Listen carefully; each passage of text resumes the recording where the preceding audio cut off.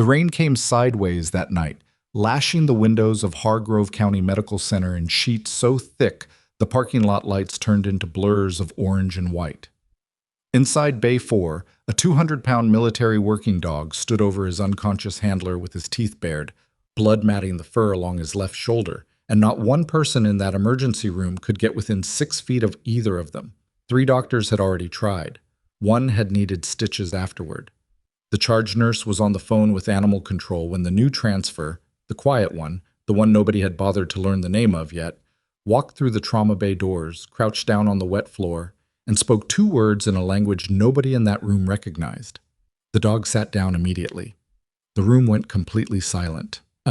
Before we go any further, if you're new here, hit that subscribe button right now because this channel is where stories like this one live. Stories about people who were written off, counted out, and proved every single doubter wrong in the most spectacular ways possible. Like this video. Drop a comment telling me what city and country you're watching from. I want to see exactly how far this story travels. Now let's get into it, because what happened inside Hargrove County Medical Center that night was only the beginning.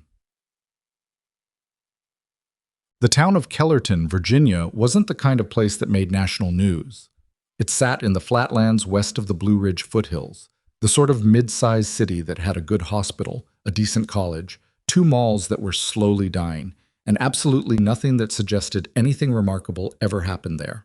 Hargrove County Medical Center was the largest employer in the county, a Level 2 trauma center with 400 beds, a newly renovated ER wing, and a reputation for being exactly the kind of place that chewed through nursing staff the way other hospitals chewed through printer ink. Evelyn Marsh arrived on a Tuesday in October with 1 duffel bag, a temporary housing voucher from the travel nursing agency, and employment paperwork that the HR coordinator, a brisk woman named Sandra Teague, spent 4 full minutes staring at before she looked up. "This is thin," Sandra said. Not unkindly, but not gently either. "I know. You've got a current RN license, your certifications are all active, but your employment history—" Sandra tapped the edge of the folder against her desk. 3 years is a long gap. The agency flagged it, and I have to ask.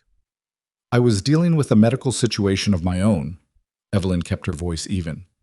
"It's documented. The agency has the clearance letter." Sandra found the clearance letter, read it, set it down, and looked at Evelyn again, really looked at her this time. The burn scars started at the edge of Evelyn's left jaw and ran down the side of her neck, disappearing beneath the collar of her shirt. They were old scars, faded to a pale silver pink, the kind of scarring that came from something catastrophic and survived rather than something minor and treated. Sandra was too professional to comment on them directly. She simply nodded once, stamped the paperwork, and handed Evelyn her temporary badge. "Night shift starts at 1900. Your preceptor is Angie Delacroix. She'll meet you at the charge desk." Angie Delacroix was 34 years old, had worked the Hargrove ER for 6 years, and had seen enough travel nurses crash out of their first week to have developed a very specific kind of tired patience for new arrivals. She was also, in the frank estimation of most of the department, one of the best nurses on the floor, fast, precise, funny when the situation allowed it, and brutal when it didn't. She shook Evelyn's hand, looked her up and down once, and said, "You eat dinner?" "Not yet." "Good. You won't have time tonight. We've got a full board already, and it's barely 7. She handed Evelyn a printed patient list. "Stick close, watch what I do, and if you see something I miss, speak up. I don't have an ego about it." That last part turned out not to be entirely true of the broader department. Dr. Preston Halby was the attending physician on duty, a 47-year-old trauma surgeon who had been at Hargrove for 11 years and carried himself with the specific brand of institutional confidence that came from being the best person in the room for so long that he'd stopped questioning whether that was actually still true. He nodded at Evelyn when Angie introduced her, looked at her badge and said, "Travel nurse?" "Yes." "How long have you been doing ER work?" "A while." He waited for a number. She didn't give him one. Something shifted in his expression, not rudeness exactly, more a cataloging, a filing away. He turned back to his tablet without further comment. The first 2 hours were unremarkable in the way ER nights sometimes started. A steady churn of cases, a laceration in Bay 2, a chest pain workup in Bay 6 that turned out to be anxiety, a kid with a dislocated shoulder who screamed through the reduction until Evelyn stepped in, adjusted the traction angle by 20 degrees, and the joint slid back with a soft pop before the kid even registered the change. Angie noticed. "Where'd you learn that technique?" "Somewhere along the way?" Angie looked at her sideways but let it go.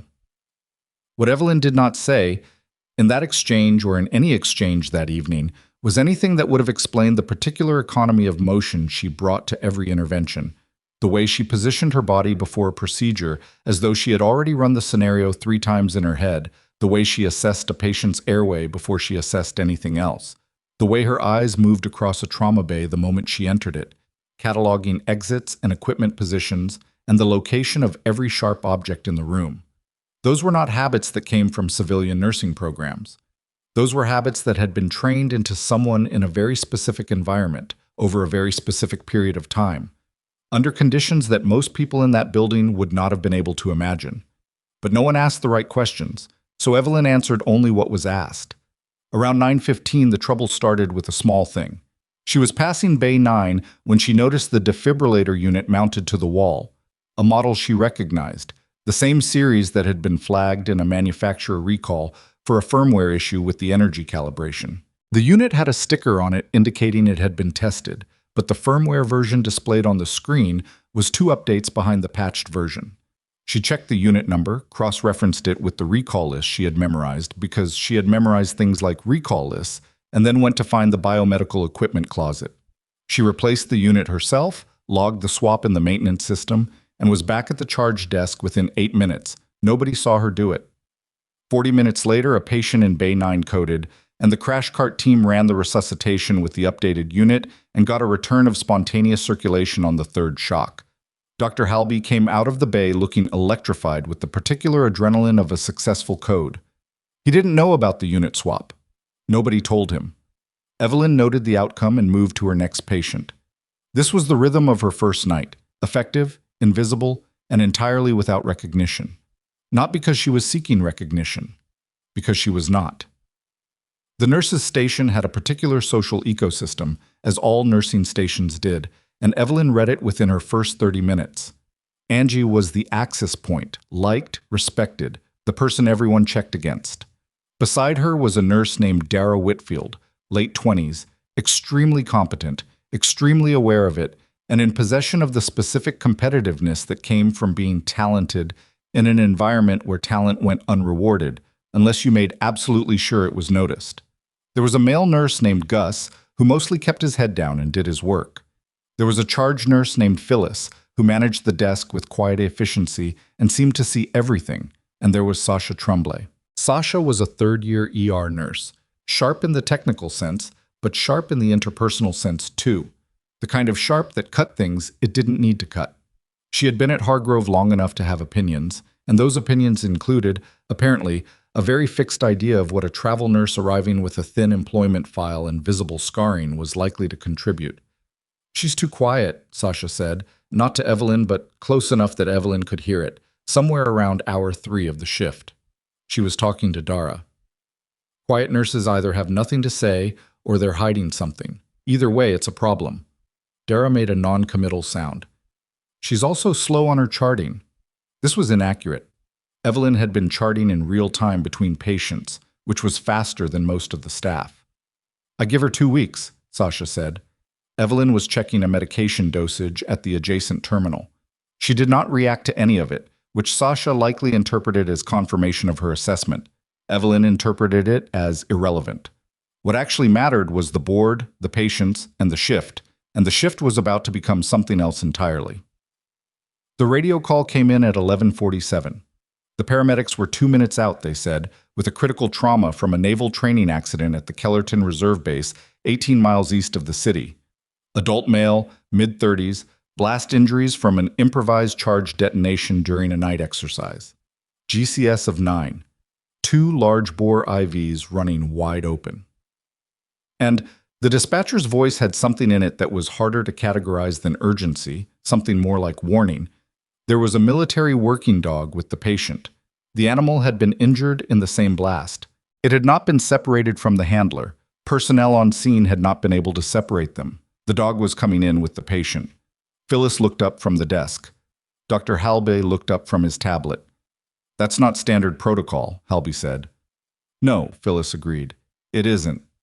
The next 90 seconds involved a very rapid series of conversations about animal control, hospital policy, liability, the base's K9 unit coordinator who was apparently already en route, and whether any of the current staff had experience with military working dogs.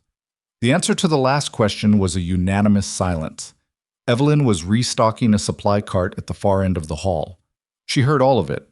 She finished restocking the cart, set down the inventory sheet, and walked to the trauma bay to begin the preparation she knew would be needed. She pulled up the blast injury protocol, began laying out the equipment in the specific sequence that experience had taught her was most efficient for this type of trauma, and then did something no one noticed until afterward.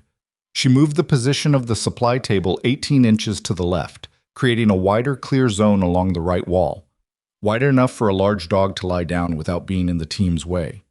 The ambulance backed in at 11:51. The bay doors opened on a controlled chaos. 2 medics, a gurney, a patient who was bleeding from multiple sites and breathing in the shallow, effortful way that meant something was wrong with the pressure somewhere. And on a lead attached to the gurney's frame, a Belgian Malinois with blood-matted fur along his left shoulder, and eyes that were scanning the room with an intensity that was not aggressive so much as it was assessing every person, every movement, every threat level. The dog's name, according to the medic, was Brix. Brix had not let anyone touch the handler since the explosion. They had managed to get the handler onto the gurney only because one of the medics had served 6 years in the army and knew enough to approach from the correct angle and at the correct pace, and had spent 4 minutes earning the dog's provisional tolerance before attempting anything. That tolerance did not extend, apparently, to the new environment, the new smells, the new people, or the fluorescent lights. Brix hit the end of his lead when the first doctor reached for the handler's IV line. Not a lunge, more of a surge, a single explosive movement that yanked the medic holding the lead 2 full steps forward and sent everyone else back 3. Brix didn't snap. He didn't bark. He simply positioned himself between the handler and every other person in the room, planted his feet, and lowered his head in a way that made his intentions exactly clear. "Somebody get animal control on the line," Halby said, his voice tight. "Already tried," Angie said. 20-minute ETA. "We don't have 20 minutes. His pressure is—" The monitor beeped twice. 68 systolic. We need access now." A resident named Marcus took 2 steps toward the gurney with his hands up, speaking in the slow, careful cadence of someone who had watched a YouTube video about calming dogs. Brix turned his head and fixed Marcus with a stare so direct and flat that Marcus stopped moving of his own accord. Another nurse tried from the left side. Brix repositioned without taking his eyes off Marcus. Nobody could get to the patient. It was Angie who noticed Evelyn. She had moved to the edge of the room, not the far edge, but the near edge, closer to the gurney than anyone else, positioned along the right wall in exactly the clear space she had created. She was crouched down, which brought her eye level below Brix's, and she was absolutely still in a way that was different from the stillness of everyone else in the room, which was the stillness of people frozen by uncertainty. Her stillness was deliberate. It was practiced. Angie said her name quietly. Evelyn didn't look at Angie. Her eyes were on Brix. She spoke 2 words. Nobody in the room understood them. They were in no language that anyone present could identify. Not Spanish, not French, not anything that registered as familiar in the instant they were spoken. They were short, low, and said with the specific authority of someone who knew exactly what the words meant, and more importantly, that the person they were directed at also knew exactly what the words meant. Brix turned his head. He looked at Evelyn with the particular focus of an animal whose entire training had just been engaged by a sound it had been conditioned to respond to at a neurological level. She said those words again, quietly, and made a single hand gesture, small, precise, the kind of signal that military working dogs were trained on over thousands of repetitions. Brix sat down. Then he lay down, his chin going to the floor, his eyes still tracking Evelyn, his breathing audible in the sudden total silence of the trauma bay. Nobody moved for a full 2 seconds. Evelyn stood up. "He'll stay," she said, in English, in her ordinary voice. "Someone needs to tie the lead to the gurney leg so he stays oriented to the patient. Don't make any fast movements on his left side. That's his injured shoulder. He's reactive to contact there. She was already moving to the right side of the gurney, pulling on gloves. What's the GCS? Helby stared at her. Dr. Help, GCS? He blinked. 8. Pupils? Left sluggish. She was already running her hands along the patient's torso, palpating with a focused efficiency that bypassed the tentative probing of routine assessment and went directly to the specific areas her experience told her were most likely compromised. The handler, she could see his name on his uniform patch, Kowalski, had blast injuries down his left side, visible fragmentation wounds across the upper arm and lateral chest, and something else, something less visible, that she found when she pressed along the left lower rib cage and his blood pressure dropped 6 points on the monitor in the same instant. Splenic, she said. Probable grade 3 or 4 laceration. He's bleeding internally. He needs a fast exam now, and surgical consult ready before we have results. Helby moved. Not because he agreed with her yet, but because the monitor agreed with her, and the monitor was the one authority in the room that outranked everyone's ego. The fast exam took 90 seconds. The free fluid in the left upper quadrant was visible on the first sweep. Call surgery, Helby said. Already did, Phyllis said from the doorway. Or 3 is being prepped. The next 20 minutes were controlled chaos of the highest order. Lines, blood products, a chest x-ray that confirmed 2 fractured ribs with no pneumothorax, medication pushes, a handoff sequence that required Evelyn to walk beside the gurney the entire distance to the elevator because Brix, true to her word, stayed calm as long as she remained in his line of sight. When the elevator doors closed with the surgical team inside, and Brix transferred to the care of the arriving K9 handlers from the base, the dog turned once to look at Evelyn through the narrowing gap of the closing doors. Then the elevator was gone, and Evelyn was standing in the corridor with blood on her gloves and Angie beside her. Where did you learn that command? Angie said. She wasn't being casual about it. Her voice was the voice of someone who needed an actual answer. I've worked in difficult environments, Evelyn said. You learn things. That's not an answer. It's the answer I have right now. Evelyn pulled off the gloves. Is the board still full? Angie looked at her for a long moment, and Evelyn held the look without discomfort, the way someone held eye contact when they were not afraid of being seen but also not interested in being read. Then Angie exhaled through her nose, turned, and walked back toward the ER. It's always full, she said. Evelyn followed her. At the nurse's station, Sasha Tremblay was standing with her arms crossed, watching Evelyn's return with an expression that had shifted from dismissive to something harder to categorize. Not admiration, not warmth, but a recalibration. The kind a person performed when the data stopped supporting their initial conclusion, but they weren't ready yet to form a new one. Sasha said nothing.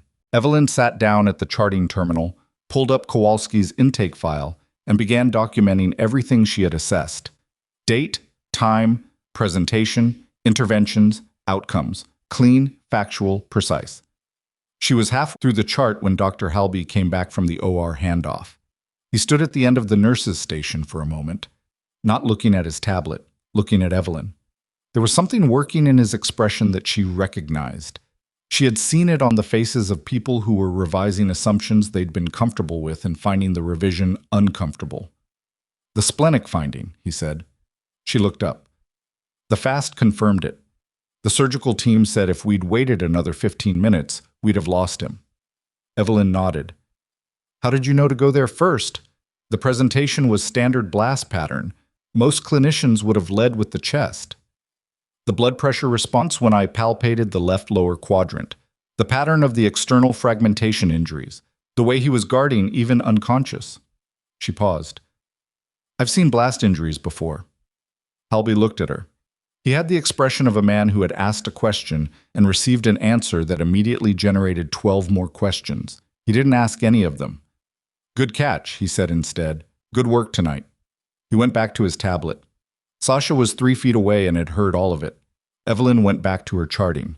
The ER board churned. Another case came in, a fall from height, a 22-year-old construction worker, not critical but complicated, and the night folded back into its ordinary rhythms. It was close to 2 in the morning when the 2 men appeared at the ER entrance. They were not in military uniform, but they carried themselves in the way that people who had spent significant time in military structures carried themselves, even in civilian clothes. A particular posture, a particular economy of motion. a particular way of surveying a room before committing to entering it. One was tall, gray-haired, late 50s. The other was younger, mid-30s, with the flat, watchful expression of someone whose job involved observing people who didn't know they were being observed. They spoke briefly with Phyllis at the desk. Phyllis pointed toward the corridor. Evelyn was at the far end of that corridor. She noticed them the instant they cleared the double doors, before they had spotted her, because she noticed things like that. Her eyes moved to movement the way a hunting animal's did, not with anxiety, but with automatic calibration. She assessed them in the 2 seconds before they found her face in the corridor: civilian clothes, federal cut, federal posture, one of them with an earpiece barely visible beneath the hairline. She turned back to the supply cart she had been restocking and continued restocking it, working with the same precise economy she brought to everything, her hands steady and her face expressionless. The gray-haired man stopped 6 feet from her. "Excuse me," he said. "Are you the nurse who was involved in the canine incident tonight, the military handler?" She set down the package of saline flushes she had been counting. "I helped stabilize the patient, yes. Can I ask your name?" "Evelyn Marsh." She faced him. "And you are?" He reached into his jacket pocket and produced a credential wallet. He opened it, held it out at reading distance, and said something, but Evelyn was not reading the credential. She was looking at the seal on the left panel of the wallet, a seal she recognized with the specific recognition of something encountered not from memory, but from direct experience. And the recognition arrived not as surprise, but as the particular settling of someone who has been waiting for a thing without letting themselves know they were waiting. "Agent Collier," he said, "and this is Agent Tran. We're with NCIS." Evelyn looked at this credential. Then she looked at Collier. "I see," she said. "We'd like to ask you a few questions about what happened tonight, specifically about the command you used to manage the military working dog." He paused. "That's a restricted command protocol. It was discontinued when the unit it belonged to was decommissioned." Another pause, shorter. "About 4 years ago." The corridor was quiet. The ER noise was a distant murmur behind the double doors. "It's not a long conversation," Collier said. "We just need to understand." "I know what you need to understand," Evelyn said. He stopped. She looked at him for a long moment, and in that moment something moved across her face. Not fear, not panic, but the expression of a person who has been carrying something very heavy for a very long time and has just felt the weight of it shift. Not lighter, just differently distributed, as if the carrying were about to change in ways she was not entirely in control of. "There's a family room at the end of the hall," she said. "Third door on the left. It's empty at this hour." She picked up the inventory sheet from the cart. "Give me 5 minutes to log this and I'll meet you there." Collier and Tran exchanged a look that Evelyn did not watch. She finished her inventory log, walked to the charge desk, set the sheet in the completed stack, and told Angie she would be off the floor for a few minutes on a personal matter. Angie looked at her. "You okay?" "I'm fine," Evelyn said. She walked down the corridor toward the family room, and she kept her pace even and her shoulders level and her hands loose at her sides. And she did not let any of it show on her face. Not the recognition, not the calculation, not the very specific weight of understanding that the night had just turned into something considerably larger than a trauma shift. The door to the family room was still swinging closed behind her when the overhead PA system crackled with a second level 1 alert. Not a trauma this time, but a security code. And the room number attached to it was a patient room on the 3rd floor, and the room number belonged to Navy Petty Officer First Class David Kowalski, who had been out of surgery for 40 minutes. Evelyn stopped. She stood in the family room doorway, one hand on the frame, and listened to the PA repeat the alert. Collier was watching her face. "That's your patient," he said. "Yes," she said. "That's also not a coincidence," he said, and his voice had lost whatever approximation of casual inquiry it had carried before. Evelyn looked at him. "No," she said. "It isn't." She moved before Collier finished the sentence. Not running. She didn't run, because running in a hospital corridor at 2 in the morning turned heads and created problems. And creating problems right now was something she could not afford. But she moved with the kind of purposeful speed that ate distance without looking like it, the walk of someone who had learned to cover ground fast while appearing unhurried. And she was through the double doors and into the stairwell before either agent had fully processed what was happening. Collier called after her. She heard his footsteps behind her, and Tran's, and she calculated the gap and knew she had enough distance to work with. Not to lose them, not to try, but to get there first. Third floor. Room 318. Kowalski. The stairwell door opened onto a corridor that was quieter than the ER, lit in the flat yellow white of overnight hospital lighting, the kind of light that made everything look slightly unreal. There was a security officer at the far end of the hall, standing outside a room with his hand on his radio, looking uncertain in the way that people looked uncertain when the situation they were trained for wasn't quite matching the situation they were actually in. There were two nurses in the corridor as well, both backed against the wall outside room 318, and one of them had blood on her scrub top. Not a lot, but fresh. Evelyn reached the door. The security officer stepped into her path. "Ma'am, this area is... I'm the admitting nurse from the ER. Kowalski is my patient." She didn't slow down. "What happened?" He hesitated. The specific hesitation of someone weighing protocol against the very clear sense that the person in front of him knew what she was doing, and then stepped aside. What she saw when she entered the room was this. Kowalski was still in the bed, still connected to his monitors, blood pressure reading 72/44 and dropping. The surgical dressings on his abdomen were intact. But his IV line, the large-bore right antecubital IV that the surgical team had placed post-op, had been pulled, not dislodged, pulled. The catheter was on the floor 3 feet from the bed. There was a small spray pattern of blood on the bedside rail, and the floor consistent with an IV that had been disconnected under pressure, quickly and deliberately. There was nobody else in the room. But the window, a hospital window that was not supposed to open more than 2 inches, a window on the 3rd floor, had been forced. Not broken. Forced.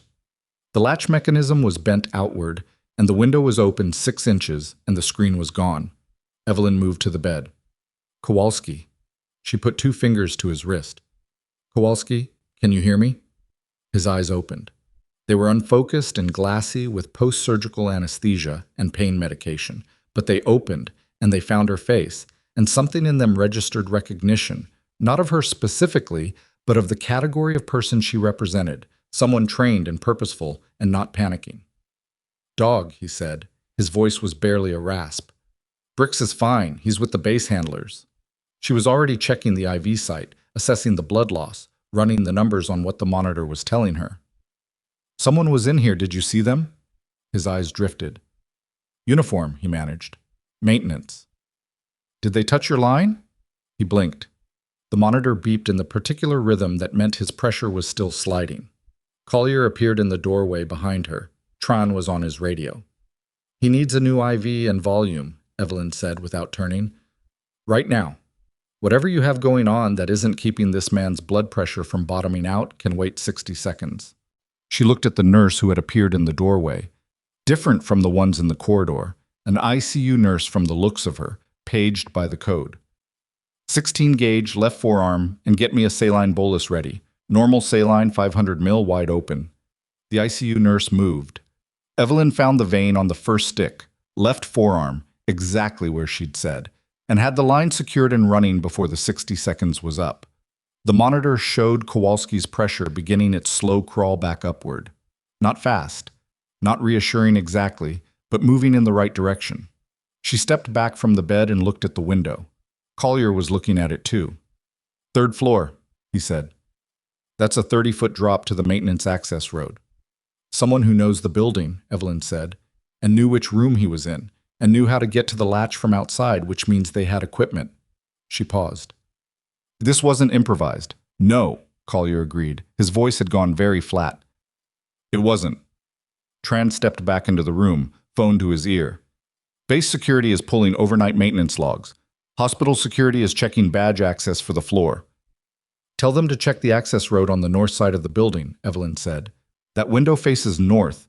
Whoever it was came up and went back down the same way." Tran looked at Collier. Collier gave a short nod, and Tran relayed the information. Evelyn looked at Kowalski, whose eyes had closed again. His breathing was steadier now. The bolus was doing its job.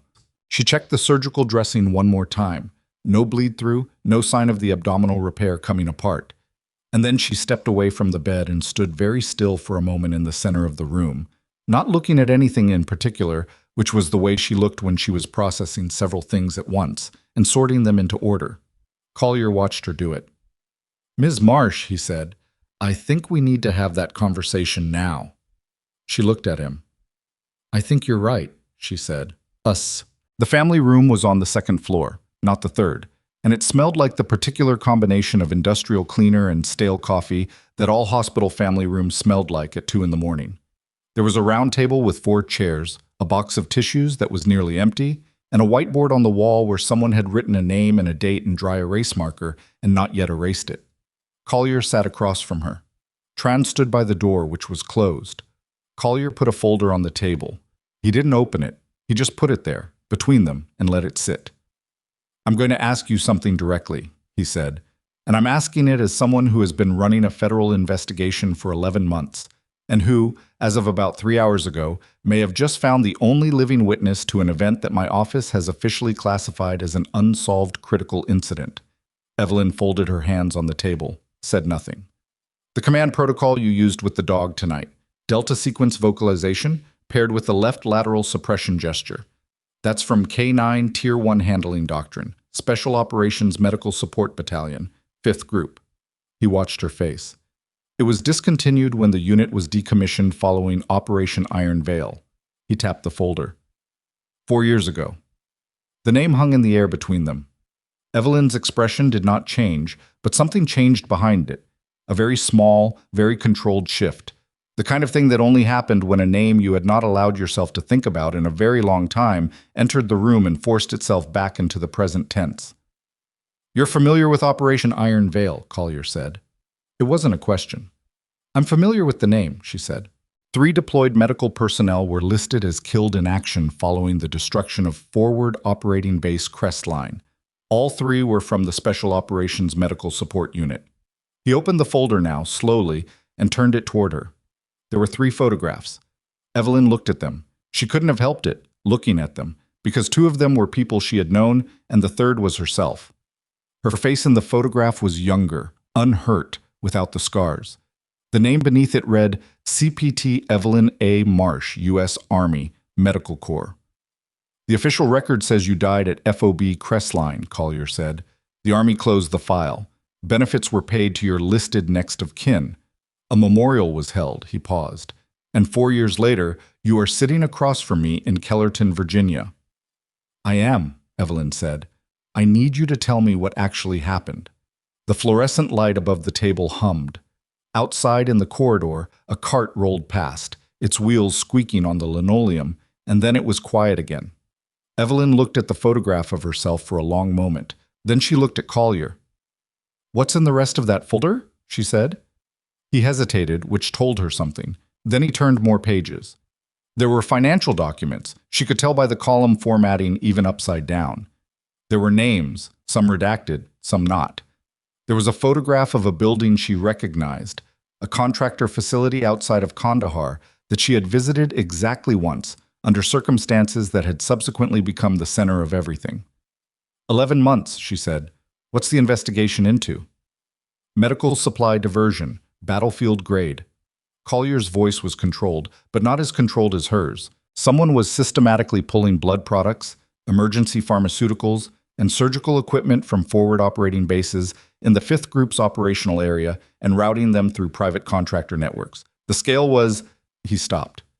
"We're talking about soldiers bleeding out in the field because the blood that was supposed to be there wasn't there anymore. Medics doing emergency surgery without the equipment they were supposed to have. Men dying from infections that were treatable, would have been treatable, except the antibiotics had been redirected." Evelyn was quiet. "The first serious lead we developed pointed back to FOB Crestline and to a specific incident that occurred approximately 6 weeks before the base was destroyed.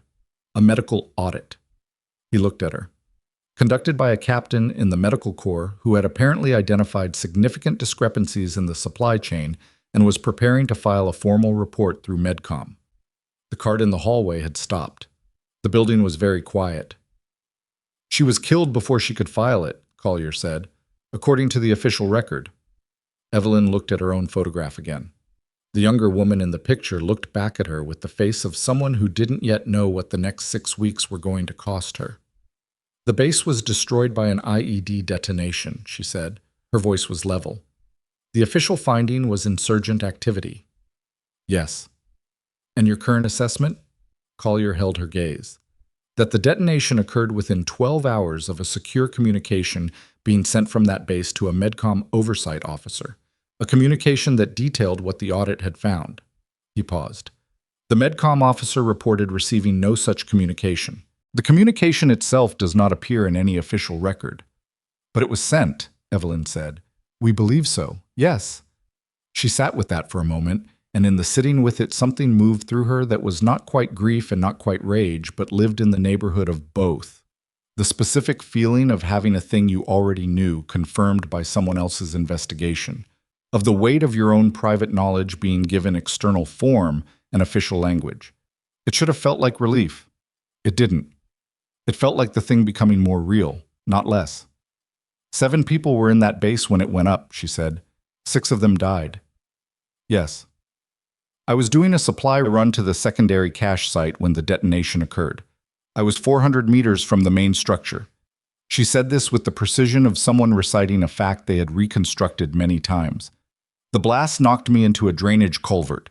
I was unconscious for approximately 6 hours.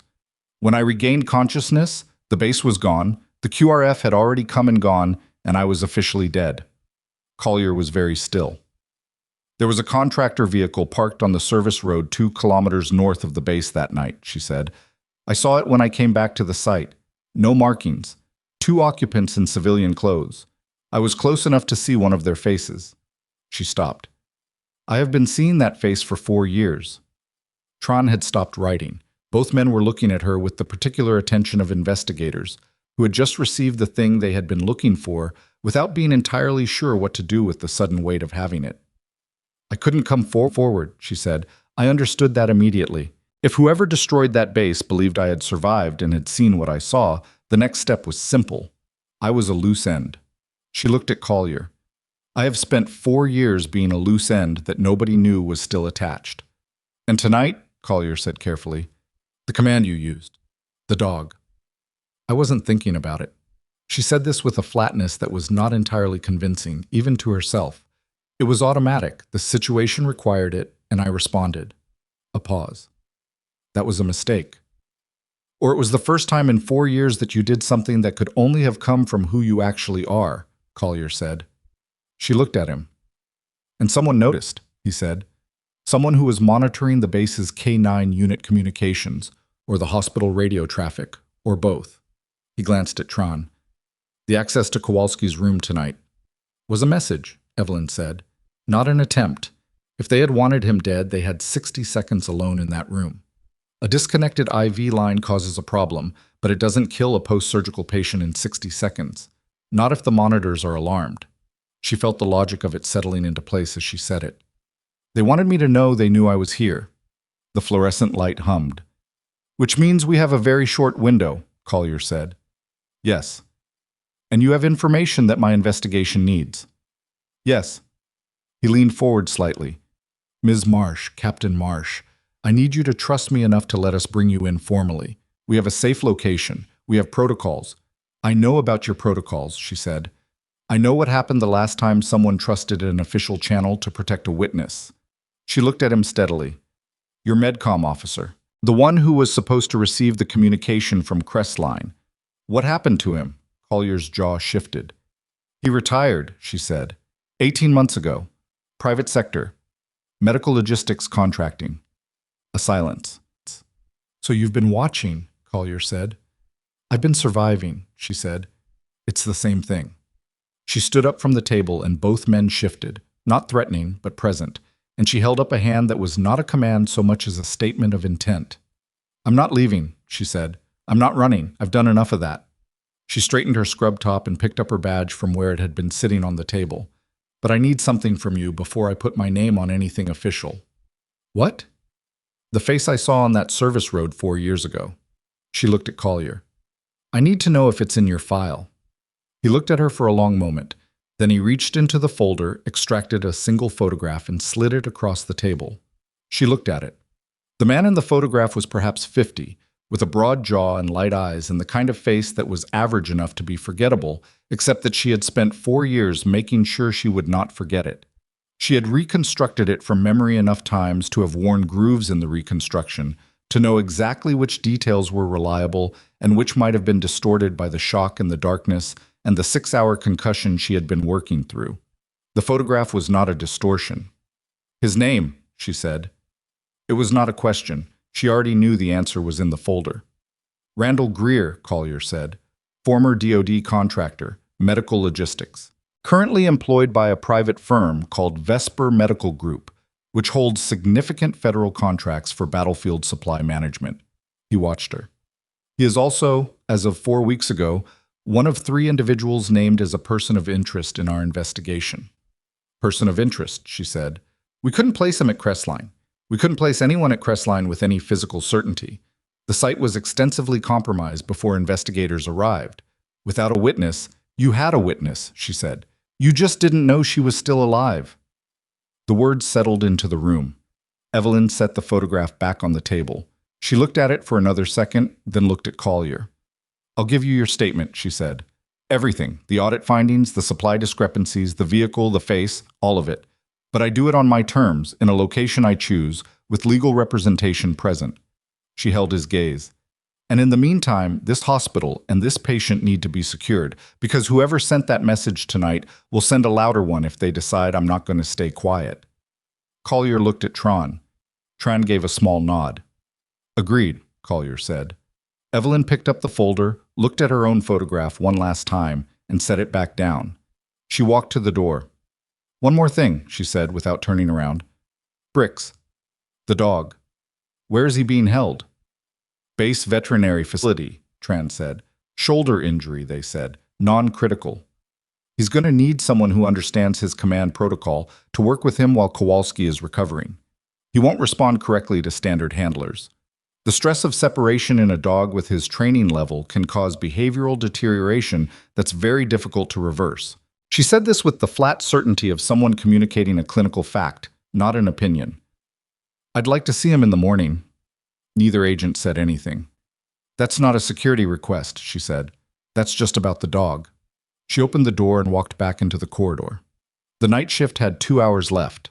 The board was still full. Angie was at the desk with the look of someone who had noticed an absence and was deciding whether to ask about it. And the overhead lights were doing what they always did at this hour, casting everything in that flat, colorless brightness that made people look a little like they were already ghosts. Evelyn went back to work. She did not tell Angie what had happened in the family room. She did not tell anyone. She charted 2 patients, managed a respiratory case in Bay 3, assisted with a difficult Foley catheter placement in Bay 7, and did all of it with the same precise economy she had brought to every task since her first hour on the floor. The kind of functional competence that was unremarkable precisely because it was consistent. No spikes, no demonstrations, no announcements. Just the work, done correctly, every time. Sasha was in the break room when Evelyn went to refill her water bottle at 4:15. Sasha was sitting at the small table with a cup of coffee and the expression of someone deep enough into a long shift that some of the social armor had come off. She looked at Evelyn when she came in. Evelyn filled her water bottle. "That thing you did with the dog," Sasha said. Evelyn capped her bottle. "Where'd you actually learn that?" "I worked in some difficult places," Evelyn said. "Yeah, you said that." Sasha wrapped both hands around her cup. "I Googled the hand signal, not the words. I don't even know how I'd Google the words. But the hand signal." She looked at her coffee. "It came up in a Special Operations K-9 handling manual, classified. There was a redacted version floating around on a veterans forum." She paused. "It's not something you just pick up." Evelyn looked at her. Sasha looked back. In this light, without the usual edge she carried on the floor, she looked younger than she had earlier in the shift. And this surprised Evelyn slightly. She looked uncomfortable, in the way people looked when they were sitting with an assessment they had made early and were beginning to understand it had been wrong. "I was kind of a jerk to you," Sasha said. Not easily, not with any particular grace, just flatly, like pulling a splinter. "You were assessing a new colleague," Evelyn said. "It's a reasonable instinct." "I was being a jerk." Evelyn considered the distinction and decided it was probably fair. Fair. Okay. The agency file thing, I have a thing about travel nurses. Sasha's jaw shifted. We went through a bad stretch last year, couple of people who shouldn't have been here. One of them made a mistake in triage that cost someone a bad outcome and then was gone before anyone could... She stopped. It's not an excuse. No, Evelyn agreed, but it's a reason. They looked at each other for a moment. Not warmly, they didn't know each other well enough for warmth, but honestly, which was its own kind of thing. You swapped the defib unit in Bay 9, Sasha said. Earlier tonight. I pulled the maintenance log when the code ran clean. You did it before the patient was even in the room. The firmware was outdated. You memorized a recall list. I check them when I start somewhere new. Sasha looked at her for another beat. Who are you, she said. Not aggressively, just genuinely. A nurse on night shift, Evelyn said. Same as you. She picked up her water bottle and went back to the floor. At 5:40 in the morning, with the sky outside beginning to lighten from black to the particular deep gray that preceded dawn in October, Phyllis called the shift status at the charge desk. The board had finally cleared to 4 remaining patients, all of them stable, all of them being managed without urgency. The overnight residents were doing rounds. The day shift would arrive in just over an hour. Evelyn was completing her final charts when her work phone buzzed with a message from the hospital's internal system. A notification she shouldn't have been able to receive because it was an ICU alert tied to Kowalski's monitoring feed, and she wasn't assigned to the ICU. Someone had added her to his care team in the system. She checked the alert. His pressure had stabilized overnight. The surgical repair was holding. His GCS had improved to 14. They had him on a mild sedation protocol, and he was apparently intermittently conscious and had, according to the nursing note, asked twice about the dog. She typed a response in the care team notes. Dog stable, base handlers on site. Patient can be informed. She looked at the note for a moment after she sent it. Then she closed the application and went back to her charts. The day shift charge nurse arrived at 6:45, a heavy-set man named Earl, who had the demeanor of someone who had survived enough night handoffs to be unimpressed by nearly anything. He reviewed the board with Phyllis, took the brief, and began the rotation. Evelyn completed her handoff notes, gathered her things, and was at the locker room when Angie appeared in the doorway. Hey! Evelyn turned. Angie looked at her with the expression she'd had in the corridor after the K9 incident. Not suspicious, not warm, something in the middle. Something evaluating, but not the way Sasha's had been evaluating. More like someone looking at a puzzle that keeps rearranging itself. Those 2 men who came in last night, Angie said. The ones who weren't patients. Yes. They were federal agents. Yes. Angie let out a breath that was not quite a sigh. Are you in trouble? Evelyn thought about the question. It was a reasonable question, and it deserved a reasonable answer. No, she said. But I'm involved in something that's going to get more complicated before it gets less complicated. Should I be worried? No, Evelyn said. Not about me. It was a slightly different answer. Angie caught the difference and looked like she was deciding whether to push it. She didn't. You're good, Angie said. At this. Not just competent, good. And that's not something I say easily. Evelyn looked at her. Thank you. I mean it as a factual statement, not a compliment. I know, Evelyn said. That's why I said thank you. Something shifted slightly in Angie's expression. Almost amusement, almost.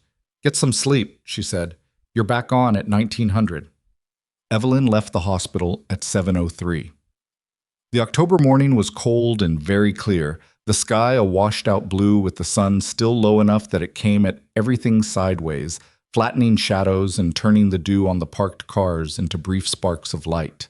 She stood in the parking lot for a moment and let the cold air move through her the way it did, the way it had since she was 19 years old, and had learned that standing still in cold air for 60 seconds was a reliable way to reset whatever was running too fast in your system.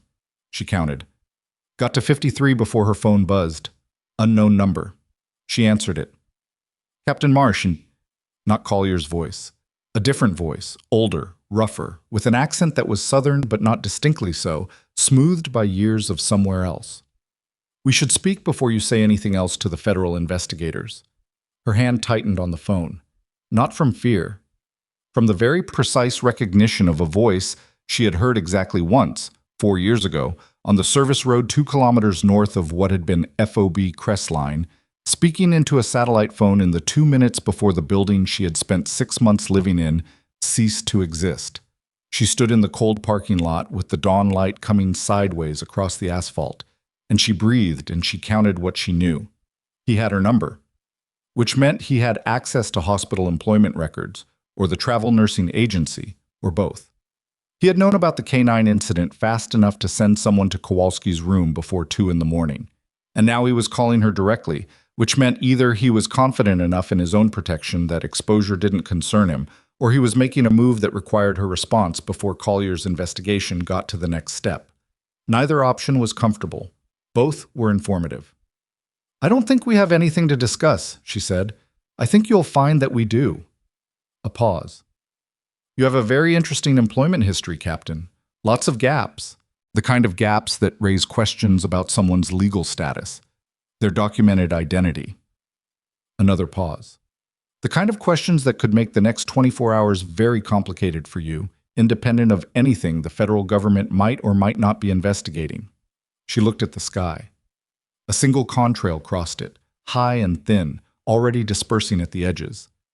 "You've been watching me for 4 years," she said, "and you're only calling now." "You've been very careful for 4 years," he said, "until last night." "The dog." "The dog," he agreed. "That was sloppy." "Yes," she said. "It was." The contrail was almost gone. "Meet me," he said. "Today. Somewhere of your choosing, so you feel safe. I have a proposition that I think is considerably more attractive than whatever Agent Collier is offering you. And if I decline?" The pause this time was just a fraction longer than the others.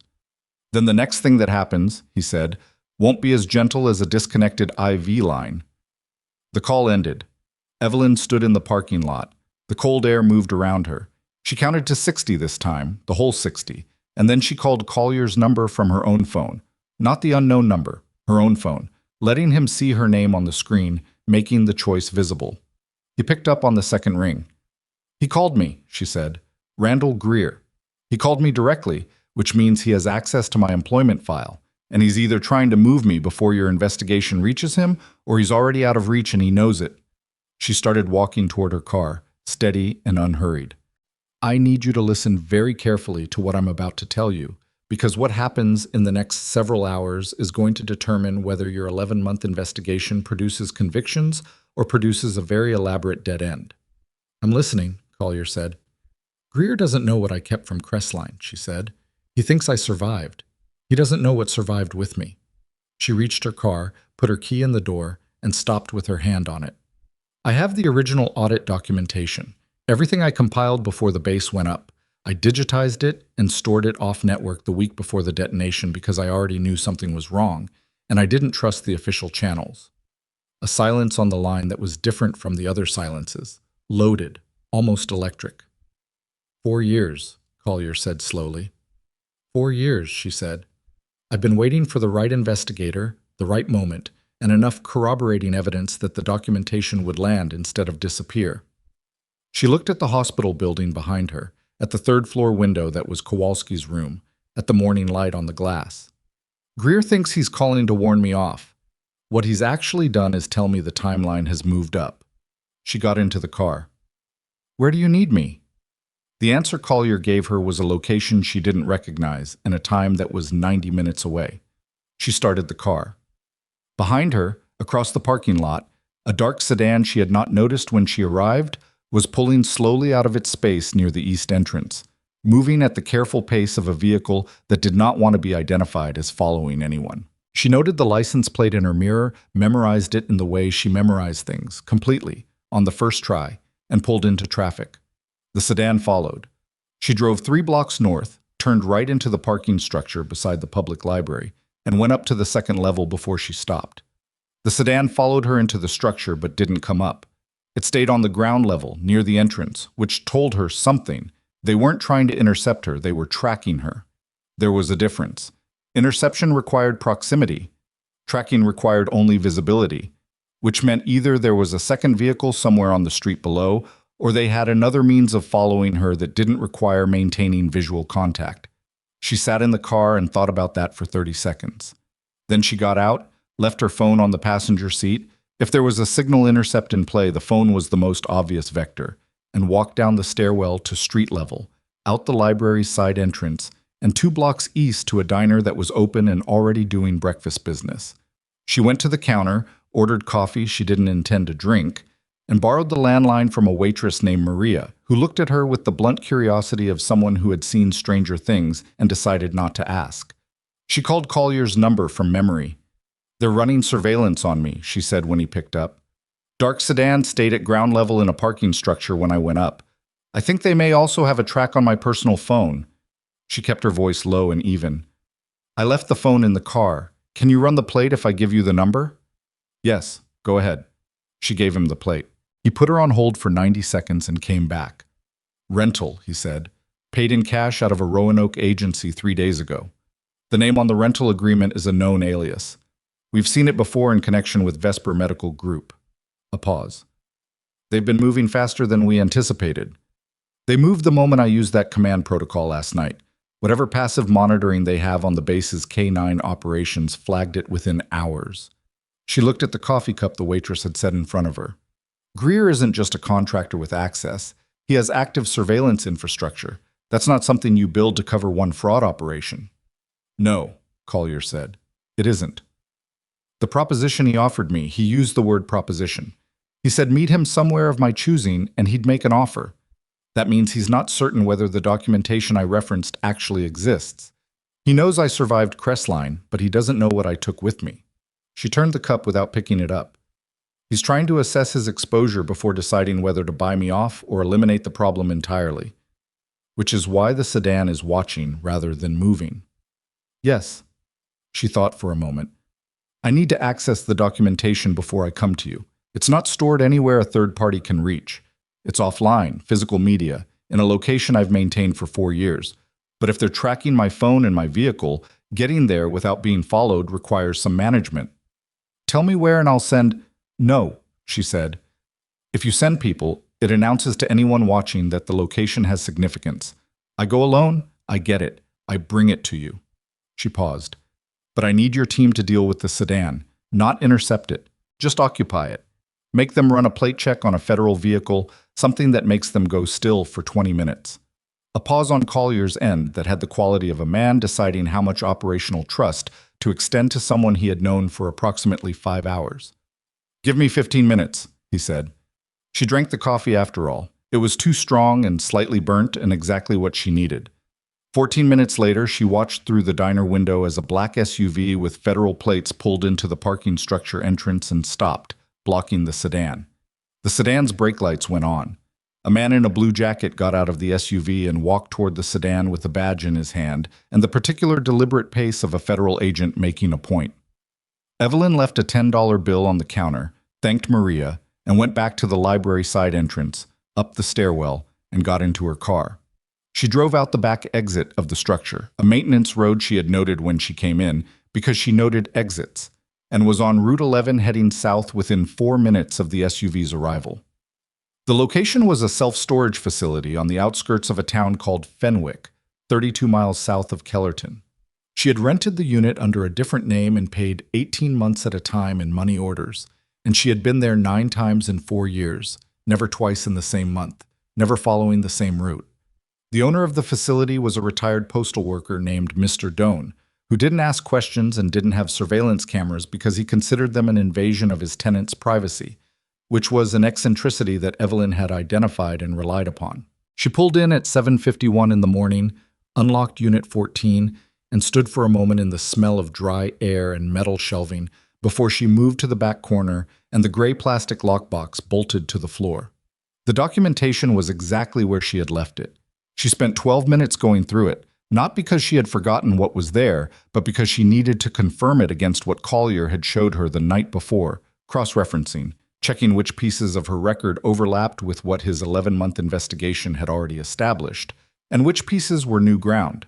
The supply chain records she had photographed, the requisition forms with the falsified unit numbers, the communication log showing 14 separate discrepancies over a 6-month period, and the photograph she had taken herself of the contractor vehicle on the service road, time-stamped by the camera's internal clock at 22 minutes before the detonation.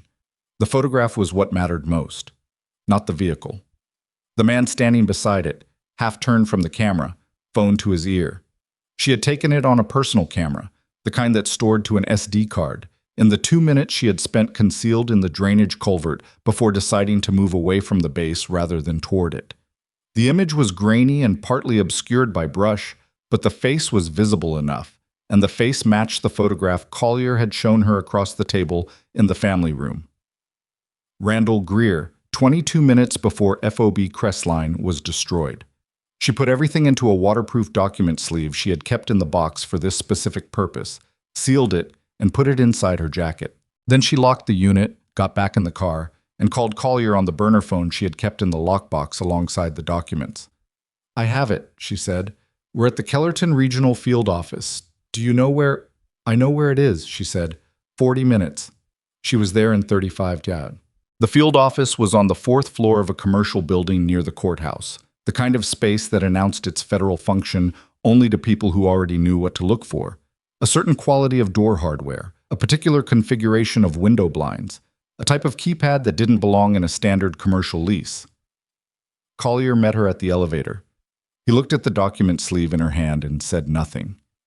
Inside there were 4 other people she hadn't met, 2 analysts at workstations who looked up and then looked back at their screens, a woman in her 40s named Reyes, who was apparently the supervisory agent and who shook Evelyn's hand with the grip of someone who had been briefed extensively and was doing the work of keeping her assessment neutral, and a man named Aldrich who was either a lawyer or wished he were one, and who asked her 3 times in the first 2 minutes whether she had legal representation. "I don't need representation for this," she said the 3rd time. "The documentation is being voluntarily provided to a federal investigation. That's not a legal risk to me. It's a legal risk to the people in those documents." Aldrich wrote something on his notepad. Reyes set up a recording device on the conference table, stated the date and time and the names of those present, and looked at Evelyn. "Whenever you're ready." Evelyn talked for 94 minutes. She was not a dramatic storyteller. She told it the way she had always done things, sequentially, specifically, with dates and locations, and exact quantities wherever she had them, and with clear delineation between what she had directly observed and what she had inferred. The supply discrepancies, the requisition forgeries, the specific medications and blood products that had been systematically redirected in the time frame over which it had occurred. The communication she had sent to the Medcom oversight officer, she had kept a copy, and the copy was in the documents, and the absence of any response or acknowledgement in the 12 days between sending it and the detonation. The vehicle, the face, the photograph. At the point where she placed the photograph on the table, Reyes stopped the recording and asked Collier to step outside for a moment. Evelyn remained in the room with Aldrich, who had stopped writing and was staring at the photograph with the expression of a man who had just had something he suspected confirmed in a way that made the confirmation worse rather than better. When Reyes and Collier came back, Reyes's neutrality had shifted by some small but perceptible degree.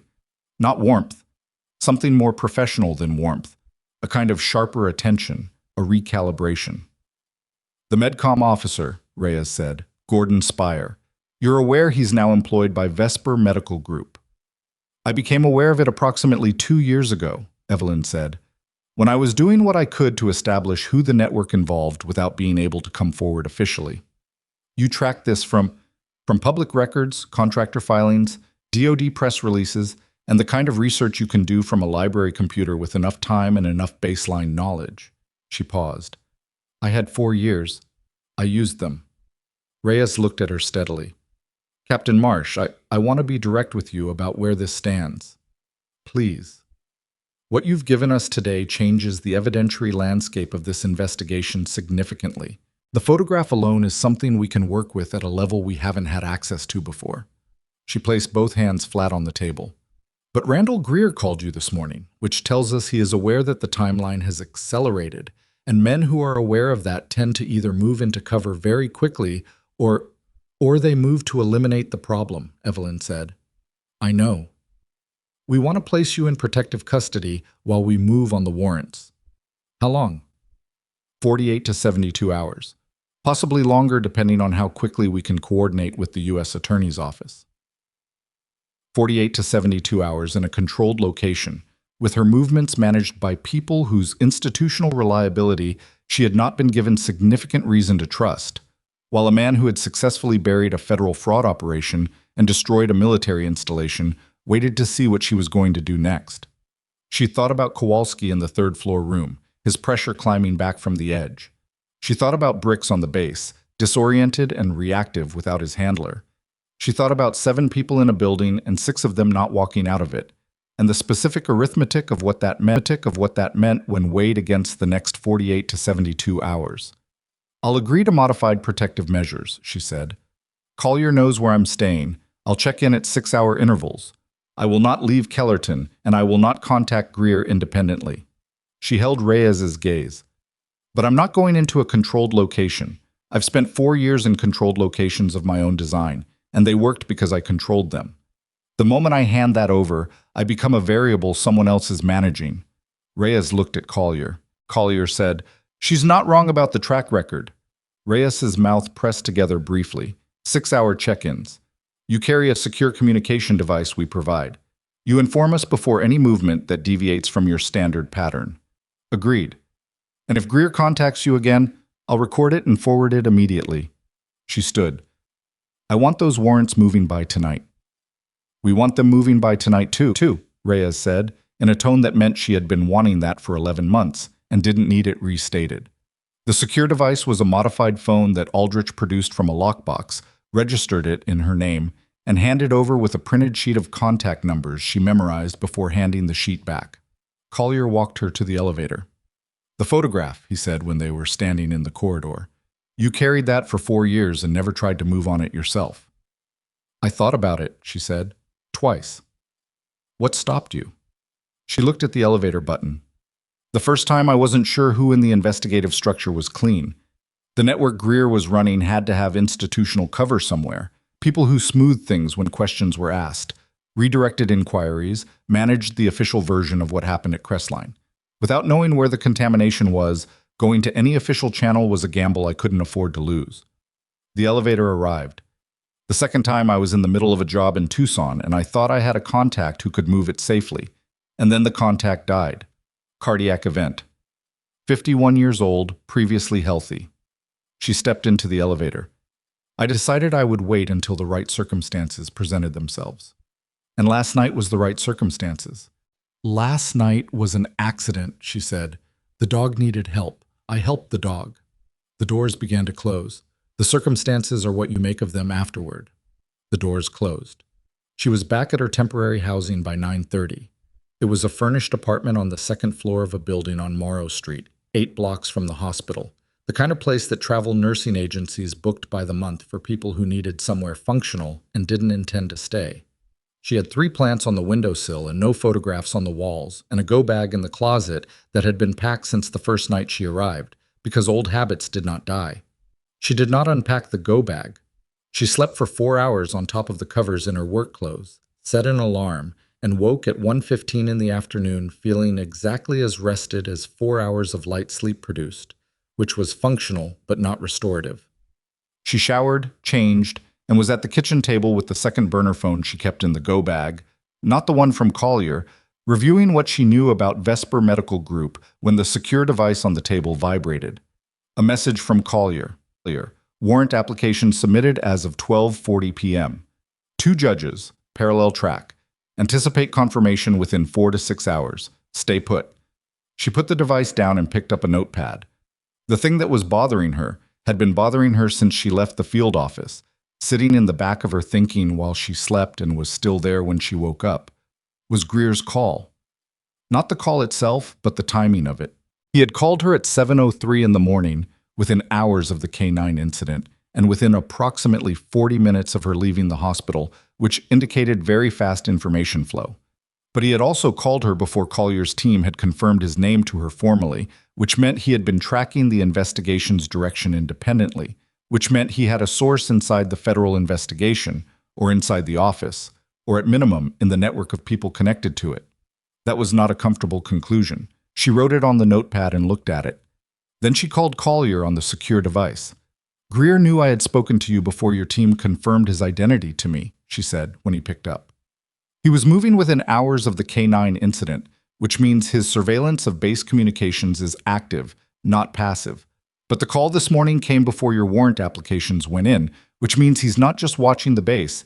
He has visibility into your investigative timeline or your communications. Someone told him the investigation was moving. A silence on Collier's end. I know that's not a comfortable thing to hear, she said, but you need to hear it before the warrants come back. Because if there's a source inside your structure and they know a judge is about to sign an arrest warrant, Greer moves before we can execute, Collier said. His voice had gone flat in the specific way of someone processing bad news while simultaneously running the implications forward. Or he moves on you. Or both. She looked at the notepad. How locked down is your warrant application process?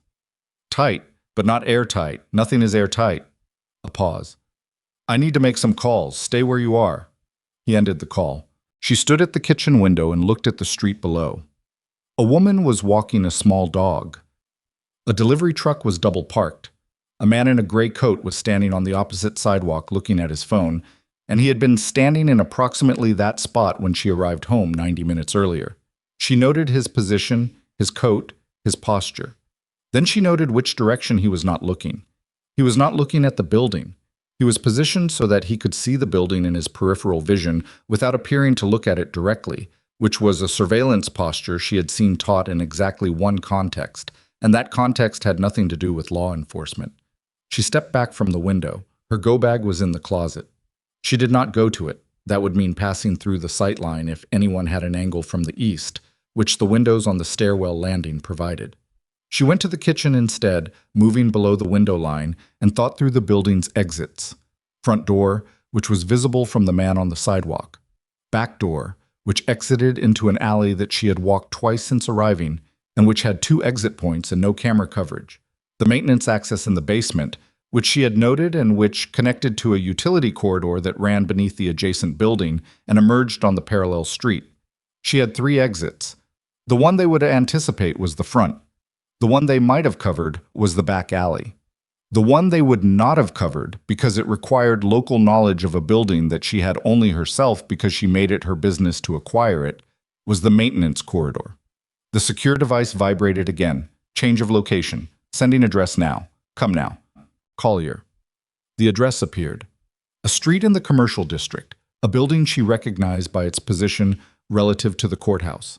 An annex building, different from the field office location. A change of location suggested Collier had taken her warning seriously and was moving his team off the compromised site.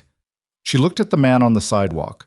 If he was Greer's and Greer had a source in the investigation, Greer might already know about the new location, or he might not. The change might be fast enough to have outrun the intelligence leak. She didn't have enough information to be certain. What she had instead of certainty was the maintenance corridor, and the decision was between a controlled route through an unmonitored exit and a direct drive that left her visible for 20 minutes in a car she had now been seen driving twice. She chose the corridor. She moved through the apartment quickly, not frantically, quickly, which was different. Gathering the document sleeve and the burner phone and the secure device and 2 items from the go-bag that she judged were necessities rather than optional, and then she went to the basement access, which was a door at the end of the first-floor hallway that was marked maintenance and was locked with a standard key lock that she had addressed when she first arrived using a method she had no particular obligation to explain to anyone. The corridor beneath the building smelled of concrete and old pipe insulation and was lit by utility lights on a timer she had tested, and she was through it and up the access stairs into the adjacent building's utility space and out onto the parallel street within 6 minutes, which was faster than she would have liked but acceptable given the variables. She was 2 blocks east when her secure device received a second message from Collier. Urgent. Do not come to the address I sent. Compromised. Call me. She stopped walking. The address had been compromised. She stood on the sidewalk with people moving around her and called Collier's number. Where are you? He said immediately. 2 blocks from my apartment. On foot. I'm clear. She kept moving because standing still was worse. What happened? The address I sent. Someone accessed the secure message server in the 10 minutes between my sending it and now. We don't know if it was intercepted. His voice was tight. Tran is pulling the access logs, but it's going to take time. We need to know that wherever you are, you're not walking into something. I left through the maintenance corridor, she said. There was a man on the sidewalk, not police. Description. She gave it. Collier relayed it to someone offline. Where can you go that is not on any record associated with your name, he said. Not the apartment, not the hospital, not anywhere you've been logged entering or exiting since you arrived in Kellerton. She thought. One place. I can be there in 20 minutes, she said. Send Tran, only Tran, no vehicle that's been previously used by your team. Why Tran? Because he's the only one on your team I've directly verified isn't compromised. A beat. He was with you in the hospital last night. The surveillance on me started after your warrant applications went in this morning. Tran submitted those applications from his workstation, which means he generated the access log that would have been visible to a source. If the source had access to that log and flagged it to Greer, Tran would know because he'd see the unauthorized access in real time. She walked faster. Has Tran flagged anything? He's the one who told me the address was compromised, Collier said. Then send Tran, she said. The location was the storage facility in Fenwick, Unit 14, which was registered to a name that existed in no federal database, leased from a man who kept no digital records, on a road that appeared on maps but not on any GPS routing that she had ever tested, because the road's name was locally known and cartographically listed differently. She got there on foot for the first 2 miles, then flagged a rideshare using an account registered to a third identity she had maintained for exactly this kind of contingency, and rode the remaining 14 miles in a car driven by a college student named Felipe, who asked her if she was having a good morning and accepted so-so as a complete and satisfactory answer. Tran arrived 8 minutes after she did, in a car she didn't recognize, and he came alone and on foot from the road, which meant he had parked somewhere out of sight, which meant he was thinking about it the same way she was. She let him into Unit 14. He looked at the space, the shelves, the lockbox, the document sleeve she had set on a folding table she had pulled from the corner. And he looked at her, and he had the expression of a man who had spent 11 months building a case against a fraud network and had just walked into the room where the foundation of that case had been quietly sitting for 4 years. Collier's moving the team, he said. New location, no digital trail to it. He's also pulling the access logs from this morning to identify the source. What's his confidence level? Tran hesitated. He thinks it's someone in the support structure, not an agent, an analyst or IT position with access to the case management system. Which means the agents themselves are clean, but the infrastructure is leaking. Yes. He looked at the document sleeve. Is that everything? Yes. She sat on the lockbox. Tell me what Collier actually needs to execute those warrants. Not the photograph, not the supply chain records. Those are in the formal submission already. What does he need to close the gap between person of interest and arrest? Tran was quiet for a moment. When he answered, he was precise about it, which she appreciated. A direct link between Greer and the detonation. The supply chain records show the fraud. The photograph places him at the scene. But the case for what happened at Crestline, the detonation itself, requires establishing that it was deliberate and that he ordered it. Right now we have circumstantial positioning. I have the communication log, she said. The message I sent to Medcom and the timestamp. Paired with the detonation timestamp and the photograph, it establishes a sequence. I found the fraud, I reported it through official channels, Greer was physically present at the base 22 minutes before the detonation, and 7 people inside that base died 12 hours after the report was sent. She looked at the table. That's not enough for an explosives charge, but it's enough to pull Greer's financial records under the fraud warrant, and what you'll find in those records will close the gap. Tran looked at her. You know what's in his financial records. I know what was being paid out of the contractor accounts 4 years ago, because I documented the inflow side and I know enough about how these networks operate to know what the outflow looked like. The detonation wasn't a cheap improvisation. Acquiring that kind of device and planting it in an active military installation required money and coordination. There's a payment trail. She paused. Get the financial warrant moving parallel to the fraud warrant. Don't wait for the fraud warrant to execute first.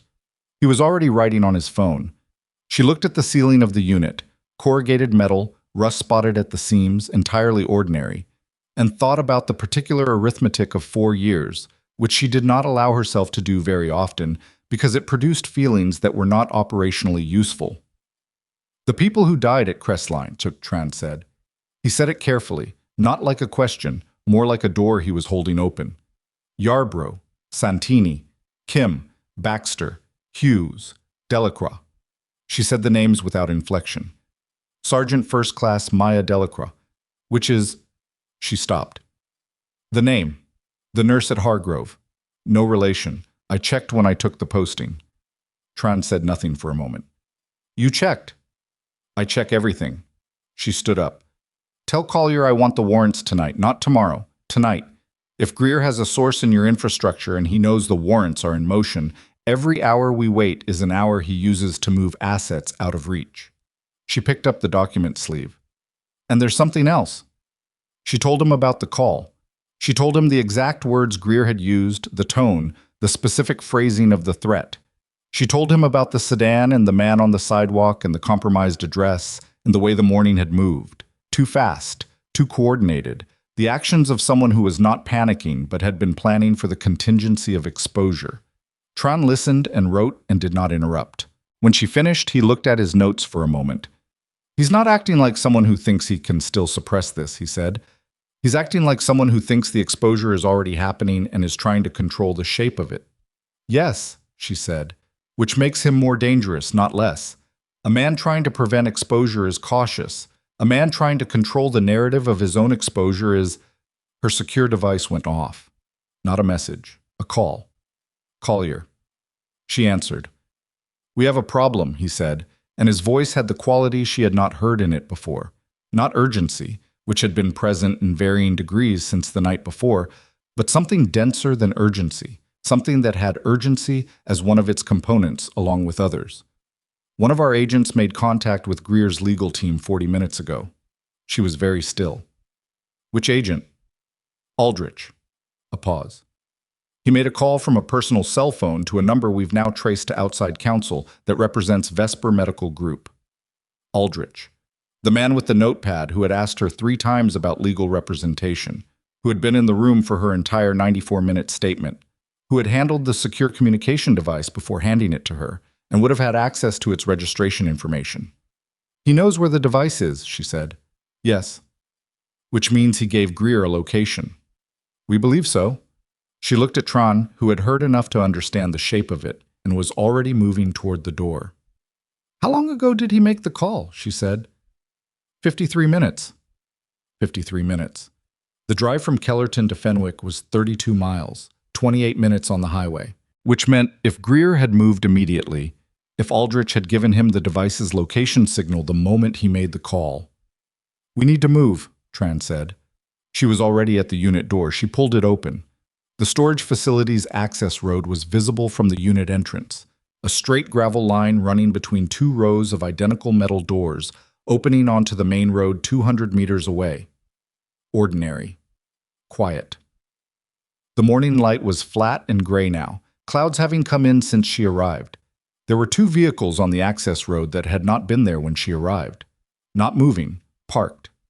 One at each end of the row containing Unit 14, positioned in a way that blocked both directions of egress simultaneously, and the people inside them. She could see the shapes through the windshields, 2 in each vehicle, were not looking at their phones or talking to each other.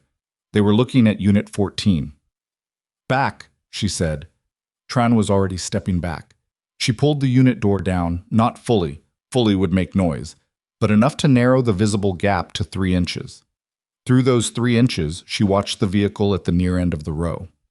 A door opened. A man got out. He was dressed in contractor-style civilian clothes, and he moved with the precise, unhurried confidence of someone who had done this before and knew he had the geography controlled. He was not holding a weapon visibly. He didn't need to. Tran had his phone out, already dialing. Collier picked up immediately. Fenwick storage, Tran said. 4 individuals, 2 vehicles blocking egress. We need... The man outside stopped 12 feet from the unit door. Ms. Marsh, he said, in a conversational tone that carried clearly through the metal door. Mr. Greer would like to speak with you directly.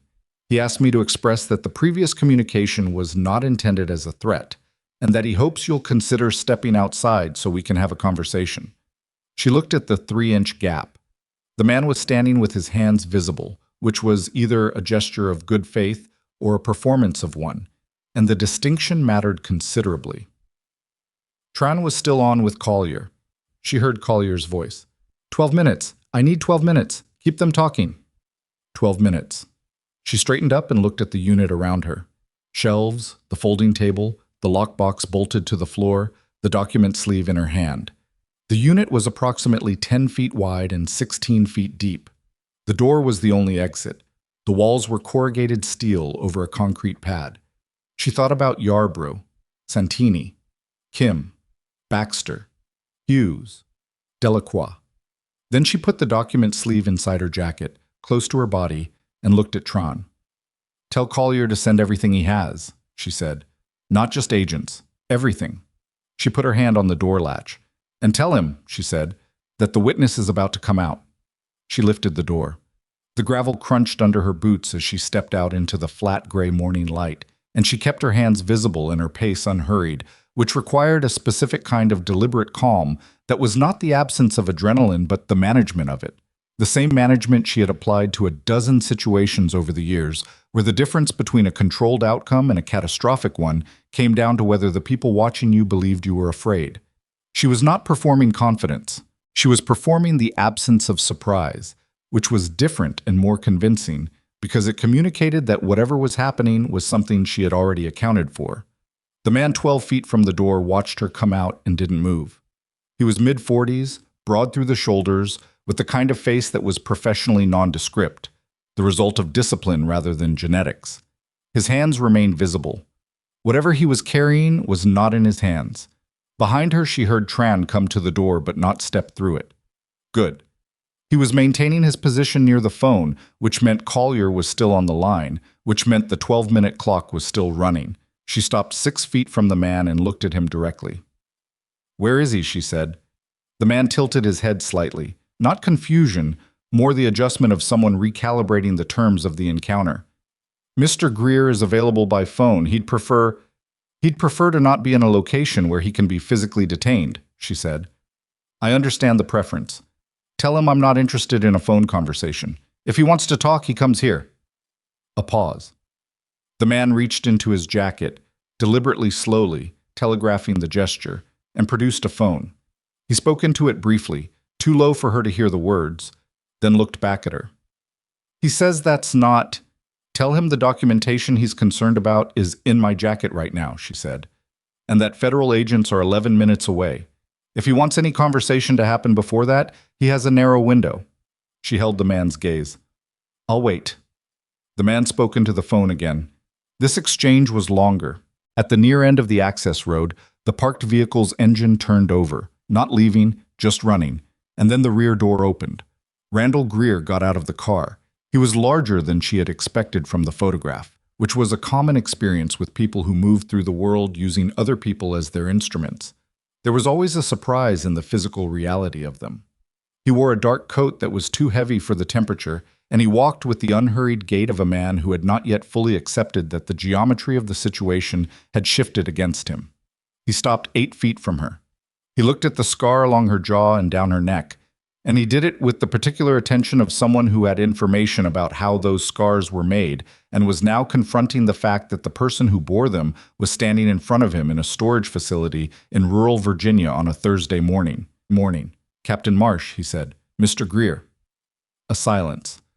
Not uncomfortable exactly, more the silence of two people doing rapid mutual assessment and neither of them finding anything that wasn't already known.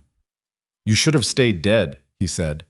He said it flatly, without particular menace, the way a contractor discussed a cost overrun.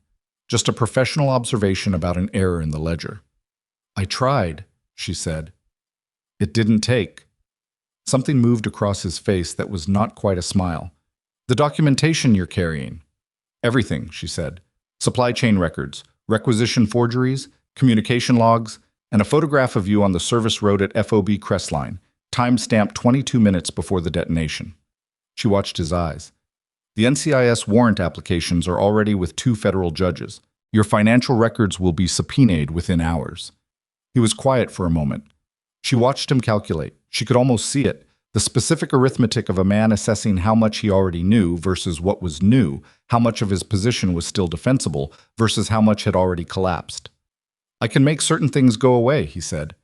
Your legal identity situation is complicated. The last 4 years of your life, documented under names that aren't yours, tax records that don't exist, professional credentials filed under a constructed history. He clasped his hands in front of him, unhurried. The federal government is not always grateful to people who complicate its institutional record-keeping, even when those people have legitimate reasons. A formal disclosure about who you actually are and how you've been living opens questions that I've already answered, she said. In a recorded statement to NCIS this morning, every identity, every location, every name documented and contextualized. She held his gaze. I've been inside a federal disclosure process for 7 hours, Mr. Greer. There's nothing in my history that isn't already on the record. His calculation shifted. She watched the shift, subtle, around the eyes and the set of the jaw, the adjustment of a man who had been working from an incomplete picture. The photograph, he said. It's grainy. The positioning is ambiguous. Any competent defense attorney will have a very difficult time with the financial records, she said, which is what you should be thinking about right now, not the photograph. Somewhere down the access road, a siren, still distant, but not as distant as 11 minutes would suggest, which meant Collier had moved faster than the estimate or had units already in the area. Greer heard it too. His eyes moved to the road and came back. You don't want a trial, he said. You want this to go away quietly. 4 years of, I want 6 people to have not died for a supply chain fraud, she said. Since I can't have that, I want everyone who made it happen to be in federal custody before the end of the week. She let a beat pass. That's the only offer I have. The sirens were closer now.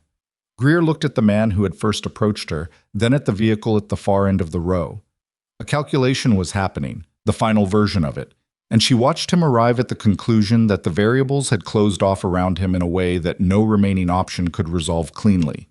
She had seen that look before, on different faces, in different contexts, and she had learned that the moment immediately following it was the most unpredictable one, because people at the end of their options either accepted the fact of it or they didn't, and the ones who didn't were dangerous in a specific, cornered way. His hand moved toward his jacket. The man beside her, the one who had first come out, who had been positioned as a professional layer between Greer and the situation, stepped forward sharply and said, Mr. Greer. Not loudly, just precisely, in the tone of someone communicating that a line was about to be crossed that could not be uncrossed. Greer stopped. His hand came back out empty. The first federal vehicle came onto the access road at speed, gravel spraying, and then a second behind it, and then a third, and they positioned themselves with the practiced geometry of units that had run this kind of operation before, covering the 2 parked vehicles, covering the open ground, covering the row. Doors opened. Collier was in the second vehicle, and he was moving before it had fully stopped, badge out, voice carrying across the facility with the authority of someone who had been waiting 11 months for this particular moment and was not going to waste it. Randall Greer, NCIS. I have a warrant for your arrest on federal charges of procurement fraud, conspiracy, and obstruction. He kept walking, not running, steady. Please keep your hands visible. Greer stood very still for a moment.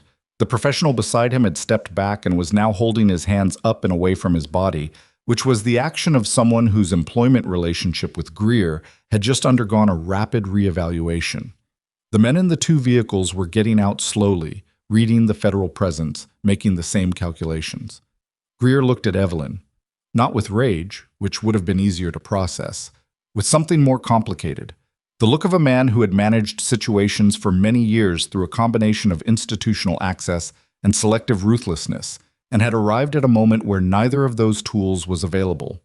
The look of someone confronting the specific humiliation of having been outmaneuvered by a person they had written off. The photograph, he said. Just to her. Quietly. You took it in the dark, from a culvert, with a head injury. Yes, she said. And you kept it for 4 years. Yes. He looked at her for another second. Then he turned to Collier and said, I want my attorney. That's your right, Collier said, and closed the distance. The processing took most of the afternoon. Evelyn sat in the Fenwick substation, a small county building that Collier had commandeered as a staging point 2 rooms and a parking lot that rapidly filled with vehicles she didn't recognize, and gave a supplemental statement that took 3 hours and covered everything she had not included in the morning's formal disclosure: the service road, the culvert, the 6 hours of unconsciousness, the 9 visits to the storage unit over 4 years, the contact she had tried to make in Tucson, and the cardiac event that had ended it, and the complete chain of custody for the documentation. Aldrich was arrested at the field office at 2:17 in the afternoon. Tron sent her a message about it. 3 words: clean. He's done. She looked at the message for a moment and then set the phone down and kept talking. Reyes arrived at the substation at 3:45 with a woman Evelyn didn't recognize, mid-50s, gray suit, the kind of quiet authority that didn't need announcement. Reyes introduced her as Deputy U.S. Attorney Paloma Vega. Vega sat across from Evelyn at the small table in the second room and looked at her with the focused attention of someone who had read a briefing at speed and arrived needing to verify its most important points. The supply chain documentation, Vega said. You have original records. Photographed originals. The physical documents were destroyed in the detonation. Evelyn set the document sleeve on the table between them. But the photographs were taken at a sufficient resolution to be evidentiary. Vega opened the sleeve and went through the contents methodically, without comment, for 11 minutes. Then she looked up. The Medcom communication, she said, Gordon Spire, is employed by Vesper Medical Group. Yes. Evelyn held her gaze. His failure to act on the communication I sent, whether that was active suppression or willful negligence, is something your office will need to establish. I can only document that the communication was sent and that no action resulted. That may be sufficient to open a secondary investigation. I'd hope so. Vega looked at the photograph of Greer on the service road. She held it for a long time, not assessing the image quality, which was what Greer's defense would assess, but looking at the position of the vehicle, the timestamp, the surrounding geography, building the spatial logic of it. You took this while injured, she said. Concussed, Evelyn said, not incapacitated. Vega set the photograph down and looked at her in a way that was not warm and not cold, but had the quality of a very precise respect, the kind that one professional extended to another when the work was, whatever else it was, genuinely good. We're going to need you available for the next several weeks, Vega said. Grand jury testimony, potentially, and a coordination meeting with the DoD Inspector General's office because the Crestline detonation crosses into military criminal jurisdiction that we'll need to share with JAG. I'll be available, Evelyn said. I have shifts at Hargrove County Medical Center. Something moved across Vega's face. You intend to keep working? I'm a nurse, Evelyn said. Yes. Vega considered this briefly and then apparently decided it was not her domain. We'll work around your schedule, she said, which was the closest thing to accommodation that a deputy U.S. attorney in the middle of a federal fraud case was likely to offer. Evelyn was released from the substation at 5:50 in the evening with a formal document confirming her status as a cooperating federal witness, a cleared identity certification that Reyes had pushed through with a speed that suggested Collier had been pressuring someone with authority over the past several hours, and a secure contact number for Vega's office. She was back in Kellerton by 7. The hospital was 8 blocks from her apartment, and she walked there directly, not because she needed to, but because she needed to be somewhere where the work was concrete and the variables were manageable. And the ER at Hargrove County Medical Center had 16 patients on the board and a night shift that had just started, and Angie at the charge desk with 2 staff members out sick, and the particular expression on her face of someone doing the math on coverage and not liking the result. She looked up when Evelyn came through the door. You're not on until... I know, Evelyn said. Do you need coverage? Angie looked at her for a long moment. You look like you've had a day. I have, Evelyn agreed. Are you functional? Yes. Another look. Assessing, the same way Angie assessed everything. Then she pulled a spare badge from the desk drawer and held it out. Bay 4 needs a restock and Bay 7 has a chest pain workup that Marcus started, but he's got his hands full in 6. Evelyn took the badge. I'll take 7. The patient in Bay 7 was a 63-year-old retired schoolteacher named Mr. Abelson, who had driven himself to the ER because his wife was visiting their daughter in Richmond, and he hadn't wanted to alarm anyone, which was exactly the kind of stoic bad decision that landed people in serious trouble. His EKG showed changes that warranted attention, and his troponin was pending, and he was sitting on the edge of the gurney in a paper gown, looking both embarrassed and frightened, which was a combination Evelyn had seen many times, and which she understood required addressing in a specific order. The embarrassment first, briefly, because it was in the way of everything else. Driving yourself in was the right call, she told him, snapping on gloves. Getting here matters more than how you got here. He exhaled. My wife's going to say I should have called her. You can call her now. The lab results will take about 45 minutes, and there's nothing to report until we have them. She checked his IV site, noted the placement was slightly shallow, and adjusted it without making a production of it. Is the chest discomfort still present, or has it changed? Duller now, more like a pressure. When did it change? Maybe 20 minutes ago, after I sat down. She noted the time and the description and began the assessment with the particular efficiency that had become her signature in this department over the past week. Not flashy, not narrated, just precise and sequential and correct. She was 2/3 of the way through it when Marcus appeared in the bay doorway and started to say something about taking over, and she said, without looking up, I've got him. And Marcus looked at her face and apparently found something there that he had not expected, something that made him reassess the offer. And he nodded once and left. The troponin came back elevated.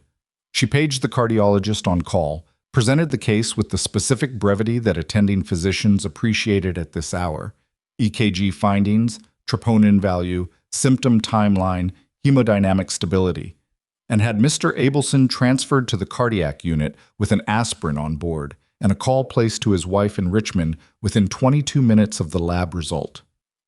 Mr. Abelson shook her hand when the transfer team arrived, which patients did sometimes, and which she accepted without making it significant, and he said, You didn't treat me like I was overreacting. And she said, You weren't overreacting, and that was the end of it. She went back to the board. The night was long and fully occupied in the way nights at Hargrove often were, and she worked through it with the same consistent precision she brought to everything, and nobody asked her about the federal agents or the afternoon or any of what had happened in the hours between her leaving and returning, because people in an emergency department were occupied with their own immediate realities and had limited bandwidth for anyone else's complicated day.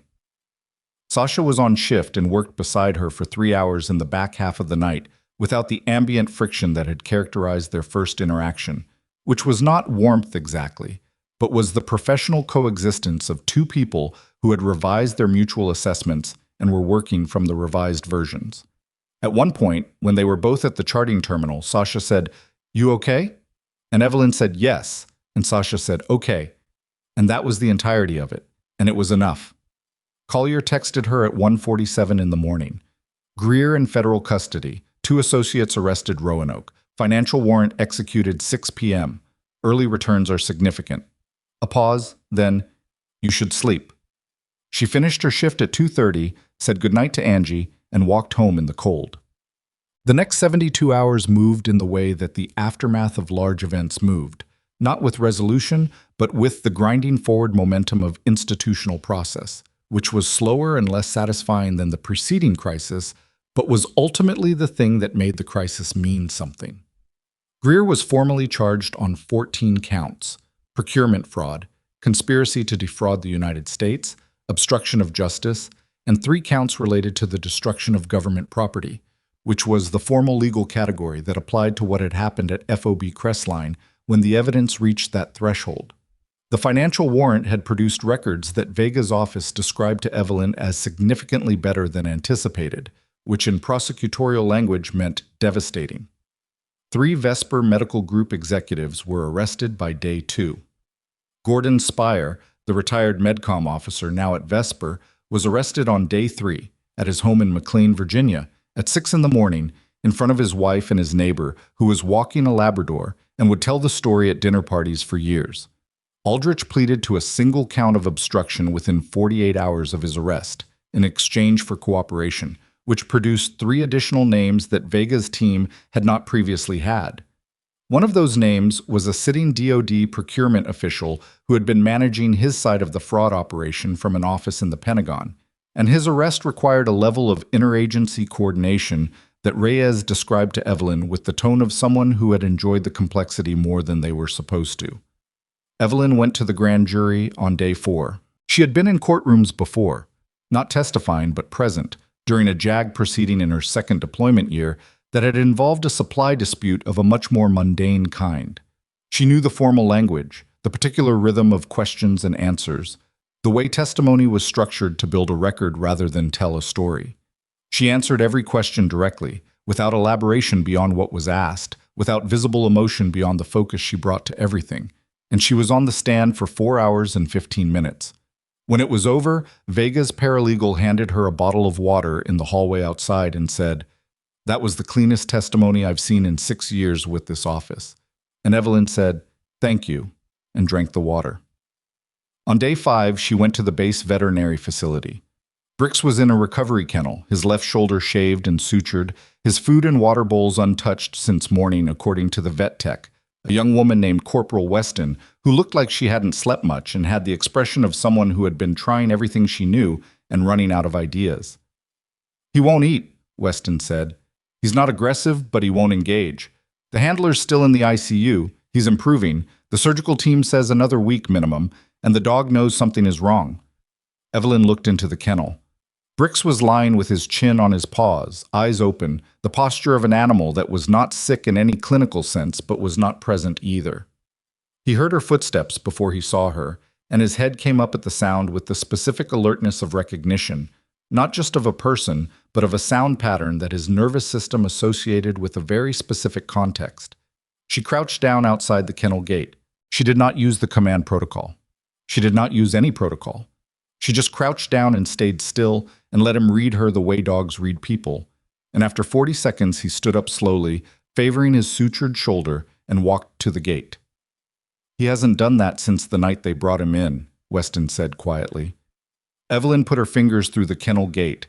Brix sniffed them, then lowered his head and pressed his nose against her palm and stood there. "How's the shoulder?" she asked Weston. "Clean repair. He'll have full function. 4 to 6 weeks of restricted activity. He needs Kowalski's scent on something. Bring him something from the hospital room. A piece of clothing, a pillowcase, something that's been in contact with the handler. It won't fix the behavioral stress, but it'll give him a reference point." She looked at Brix. "And stop trying to engage him with standard training commands. He's not operating in that mode right now." Weston wrote it down. Do you have a background in K9 handling?" "I have a background in working with dogs in high-stress environments," Evelyn said, which was true without being the kind of true that required further documentation. She stayed with Brix for 20 minutes. He ate half his food after the first 10, which Weston appeared to find remarkable. Evelyn found it straightforward. Dogs in operational stress didn't eat because eating required a settled enough nervous system to process the signal of hunger. And what Brix had needed was not food or commands, but something that his nervous system recognized as safe. She happened to be that thing, for reasons that were classified and 4 years old. She drove back to Kellerton in the late afternoon light. On day 6, Collier came to the hospital. He found her at the charge desk between patients and asked if she had 15 minutes. They went to the family room, different from the one they had used on the first night, this one on a different floor, with a different whiteboard and the same industrial smell. And he sat across from her with a folder that had the look of something official and recently assembled. "Your military record," he said. He opened it and pushed it across to her. She looked at it. The original record, the one that had been closed and classified as KIA following the Crestline detonation, had been flagged for formal review by the Army Adjutant General's office, he explained, at the request of the DoD Inspector General's office, which was proceeding parallel to the NCIS criminal case. The KIA designation would be formally rescinded. Her rank and service record would be restored. Her discharge, honorary, the kind that came with decades of service, was being processed as a separate administrative track, given that the circumstances of her disappearance had been involuntary. He said all of this in the factual, procedural language of federal operations, and she listened to it with the same focused attention she gave to a clinical briefing, and she did not cry, which she was not going to do in the family room at Hargrove County Medical Center, and she did not feel the relief she had perhaps expected to feel, because what she felt was more complicated than relief. It was the particular sensation of a thing being set right that should never have been made wrong, which was satisfying and not satisfying at the same time. "There's also a commendation recommendation," Collier said, "from the Inspector General's office forwarded to the Secretary of Defense for the audit documentation, the preservation of evidence, and the cooperation with the investigation. He looked at her. Reyes pushed hard for it. Tell her I appreciate it. She'll want to tell you herself. He closed the folder and left it on the table. The hospital administration received a notification from the U.S. Attorney's Office this morning. Standard procedure when a cooperating witness is employed in a professional setting explains that any absences related to federal proceedings are not disciplinary in nature. Evelyn looked at the folder. How did the administration respond? The CEO called Reyes's office to ask what they could do to support. A pause. Apparently news about the arrest moved through the hospital fairly quickly, and some people here made some connections.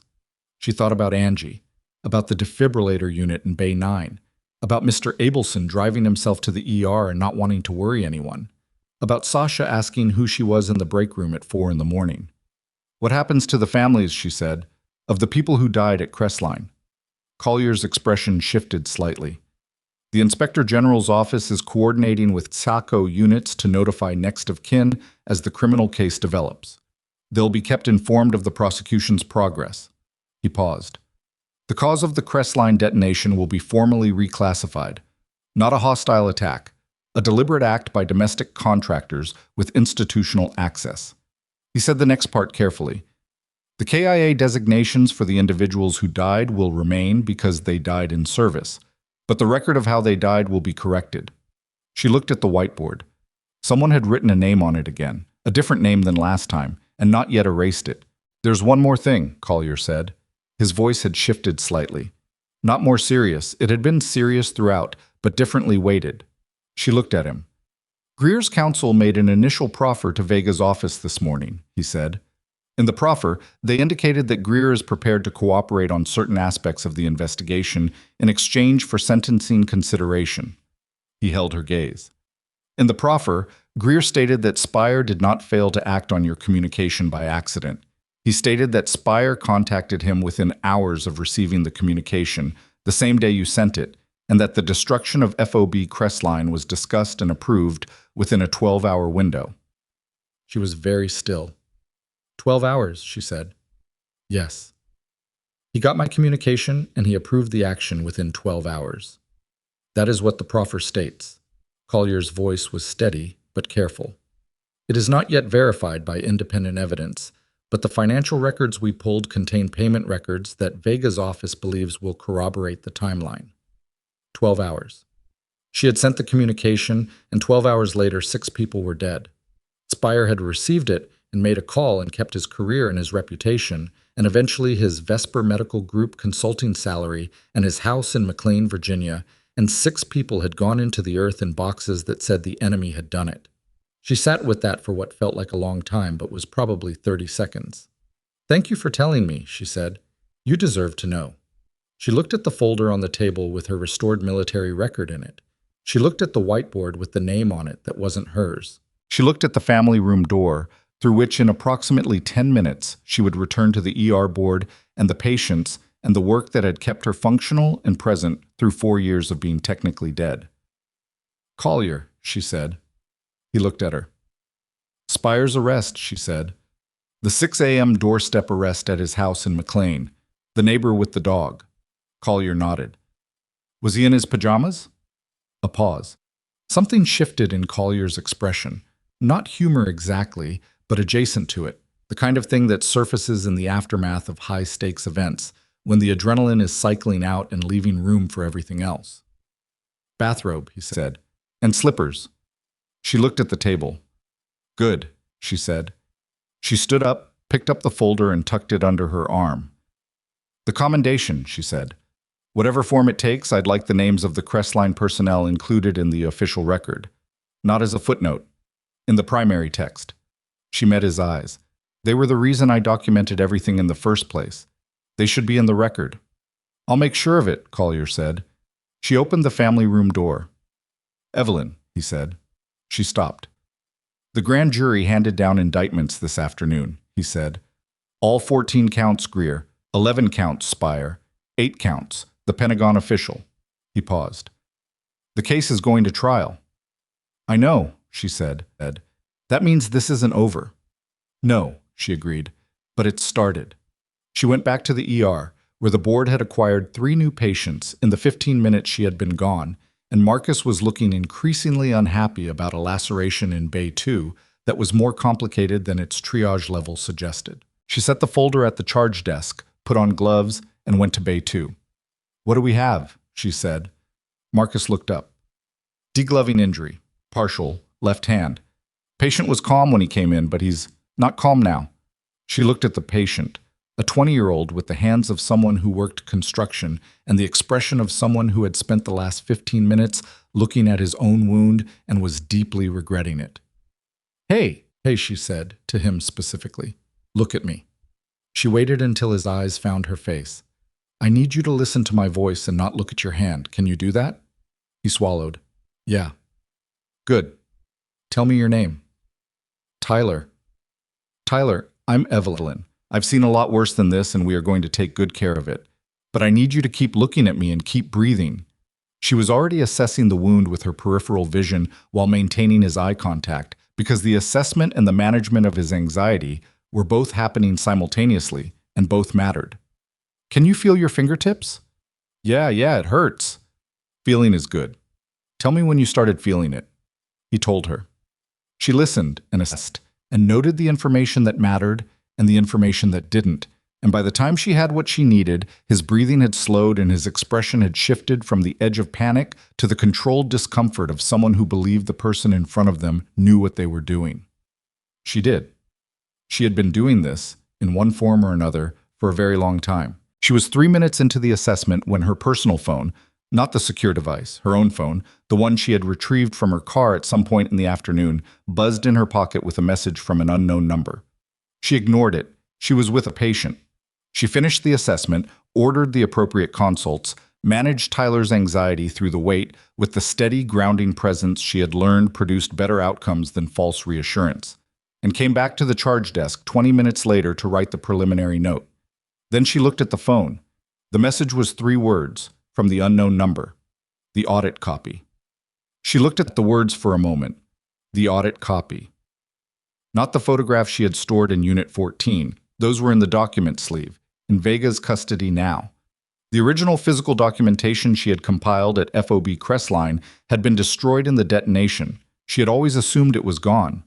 She typed back, "Who is this?" The response came in 30 seconds. "Sergeant Hughes. I also didn't stay dead. And I have the original paperwork." She stood at the charge desk with the phone in her hand and the ER noise moving around her and the board counting its patients, and Angie somewhere behind her asking Marcus something about the patient in Bay 6. Sergeant Hughes. Delroy Hughes, Staff Sergeant, Medical Corps. Listed KIA at FOB Crestline. Name she had said out loud in a storage unit in Fenwick, Virginia, 2 days ago, with a flatness that had cost her something to maintain. She looked at the 3 words on the screen. She looked at the ER board. She looked at the folder with her restored military records sitting at the edge of the charge desk, its official language and its corrected designations and its formal acknowledgement of the life she had actually lived. She called Collier. He picked up on the first ring. "We have a problem," she said, "and possibly something considerably better than a problem." "Tell me everything you know," Collier said. "Not yet," Evelyn said. "First tell me whether Delroy Hughes is in your file." A pause. She heard keyboard sounds. KIA designation, FOB Crestline, Staff Sergeant, Medical Corps, one of the 6. "He just texted me." The silence on the other end lasted 3 full seconds, which for Collier was the equivalent of a longer man's 10. "From what number?" She read it out. "Don't respond again until I've run that number," he said. "Could be." "I know what it could be," she said. "Run it fast." She put the phone in her pocket and went back to the board because the board didn't stop for anything, and she managed the laceration follow-up in Bay 2 and a pediatric fever case that came in at 9:40 and a bilateral ankle fracture from a man who had fallen off a ladder. He had no business being on at this hour, and who kept insisting he was fine while his x-rays said otherwise. She did all of this with the surface competence that had become the most reliable thing about her, the part of herself that functioned correctly regardless of what the rest of her was processing. Collier called back at 10:17. "The number is a prepaid purchased in Harrisonburg, Virginia, 4 days ago," he said. "No name, no surveillance coverage on the point of sale." A pause. 4 days ago is before the K9 incident, before we knew you were in Kellerton. She let that settle, which means whoever sent that message wasn't responding to news about me. They had already acquired a contact number and were waiting for the right moment to use it. Or they'd been watching you independently for longer than 4 days, and the purchase was preparation. Either way, they knew how to find me. She moved to the far end of the corridor, away from the desk. What's in the file on Hughes specifically? 34 years old at time of death, 8-year service record, clean. Medical corps, 2 prior deployments. Specialty was trauma care and battlefield triage. He paused. Last duty assignment, FOB Crestline. He was the best medic in that unit, she said, and he was one of the 2 people I told about the audit before I sent the communication to Spire. She kept her voice flat and her hand steady on the phone. If he survived the way I survived, wrong place at right time, wrong direction from the blast, he would have had access to the physical documentation. He was the one who maintained the secondary records cabinet. I photographed everything I found. He had the originals. Evelyn. Collier's voice had the careful quality of someone about to say something they needed to say correctly. If Hughes is alive and has been alive for 4 years and has the original physical documentation from the Crestline audit, then the case against Greer and Spire isn't built on photographs of originals, she said. It's built on the originals themselves. A beat. Which means there's no gap for a defense attorney to work with on evidentiary authenticity. It also means, Collier said, that we have a second witness who was present at FOB Crestline and can testify to what was in those records firsthand. She looked at the ER board, 14 patients, the work that was always there. I'm going to respond to the message, she said. Tell me you can trace an active communication if I keep them engaged long enough. Give me 8 minutes to get the right people on it. You have 6, she said. Call me when you're ready. He called back in 5.5. She typed, How do I know you're who you say you are? The response took 2 minutes. When it came, it was a single line, and it was something that no one else alive could have known. A specific exchange that had happened between her and Hughes in the supply room of FOB Crestline approximately 3 weeks before the detonation, a disagreement about the proper documentation sequence for a discrepancy. They had both identified in which she had decided to escalate through official channels over Hughes's objection that official channels were not reliable. He had said, You're going to get us both killed trusting the system. She had said, Then we'll both know I was wrong. She stared at the words on the screen. She typed, Where are you? His response, Close, but not until I know the people you're working with are clean. She typed, 2 agents compromised, both in custody. The lead investigator and supervising agent are verified. I've been working with them for 6 days. A longer pause this time. She counted the seconds. Got to 94. I've been watching the Greer arrest coverage and the Spire arrest. Then you know it's moving. I need to see you in person. Alone first. Then I'll talk to your agents. She looked at the wall. Alone first was a problem and not a problem simultaneously. A problem because every protocol Collier had established in the past 6 days argued against it, and not a problem because she was capable of assessing a situation in person in ways that a federal agent with a surveillance warrant could not. And because if Hughes had spent 4 years surviving in the same posture she had, he would not come into the open for anything less than direct human contact with someone he could read face to face. She typed, Tomorrow morning, 6 a.m., the storage facility in Fenwick, Unit 14. You already know the location. A pause. Then, I'll be there. She called Collier. He wants a direct meeting before he'll engage with federal agents, she said. I told him tomorrow morning, Fenwick. I need you positioned at the perimeter, but not inside the facility. Not until I signal. I know what it is, she said. It's also the only way he comes in. A man who has been surviving in the same posture I have for 4 years does not walk into a room full of federal agents on someone else's word. He needs a person he has operational history with to stand in front of him and tell him it's safe. She paused. I'm that person. Collier's silence had the quality of a man choosing between protocol and outcome. He chose the outcome. I want 2 vehicles on the road at the facility entrance, out of sight, and I want the secure device on your person the entire time. Agreed. And Evelyn. His voice was different. If Hughes has the original documentation, I know what it means, she said. Good night, Collier. She finished her shift at 2 in the morning, went home, slept for 3.5 hours, and was at Fenwick by 5:45. The storage facility in the early morning was quiet and cold, the kind of cold that came from a sky that had cleared overnight and was now a flat pale gray at the horizon and darker above it. She opened Unit 14 and stood inside it and waited. Hughes arrived at 6:03, on foot from the same maintenance road direction she had used 2 days earlier, which meant he had studied the geography the same way she had. He was thinner than she remembered, wearing a work jacket and a wool hat, and he walked with a slight forward lean that might have been habitual or might have been the result of something that had happened to his back in the past 4 years. He looked like someone who had been working outdoors, living carefully, staying below the threshold of visibility. He looked like a version of herself in a different coat. He stopped at the entrance to the unit and looked at her. She looked at him. Neither of them said anything for a moment. "You were right," he said, "about the official channels." "I was wrong about the timeline," she said. "I thought we had more than 12 hours. He absorbed that. Spire moved fast. Yes. He came inside and she pulled the unit door down behind him, and they stood in the utility light of the unit's single overhead fixture, and he reached into the interior pocket of his jacket and produced a waterproof sleeve that was thicker than hers had been and more worn, the kind of worn that came from being moved and handled and checked and rechecked over a long period. "Everything from the secondary records cabinet," he said. "Original requisition forms, original supply logs, the communications binder, and the discrepancy reports I filed internally before you escalated it." He set the sleeve on the folding table. "I was in the maintenance shed when it went up. The blast blew me 40 meters into the drainage field. I had this in a waterproof kit I'd been carrying for 2 weeks because I didn't trust the base storage anymore." She looked at the sleeve. "I tried to find you," he said. "After. I went back to the site. I thought—" He stopped. His jaw shifted. "The casualty count came back 6. I couldn't verify independently. I assumed." "I assumed the same," she said. "About you." A silence. "We got each other killed," he said, with a flatness that was the same brand of flatness she used for the same category of statement. "We survived each other's deaths," she said. "It's not the same thing." He looked at her for a moment.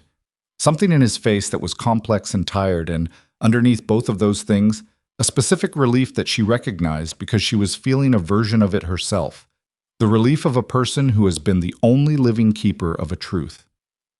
Finally being in the room with another person who shares the weight of it.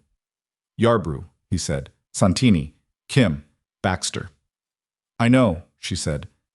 "I've been saying those names every—" He stopped again.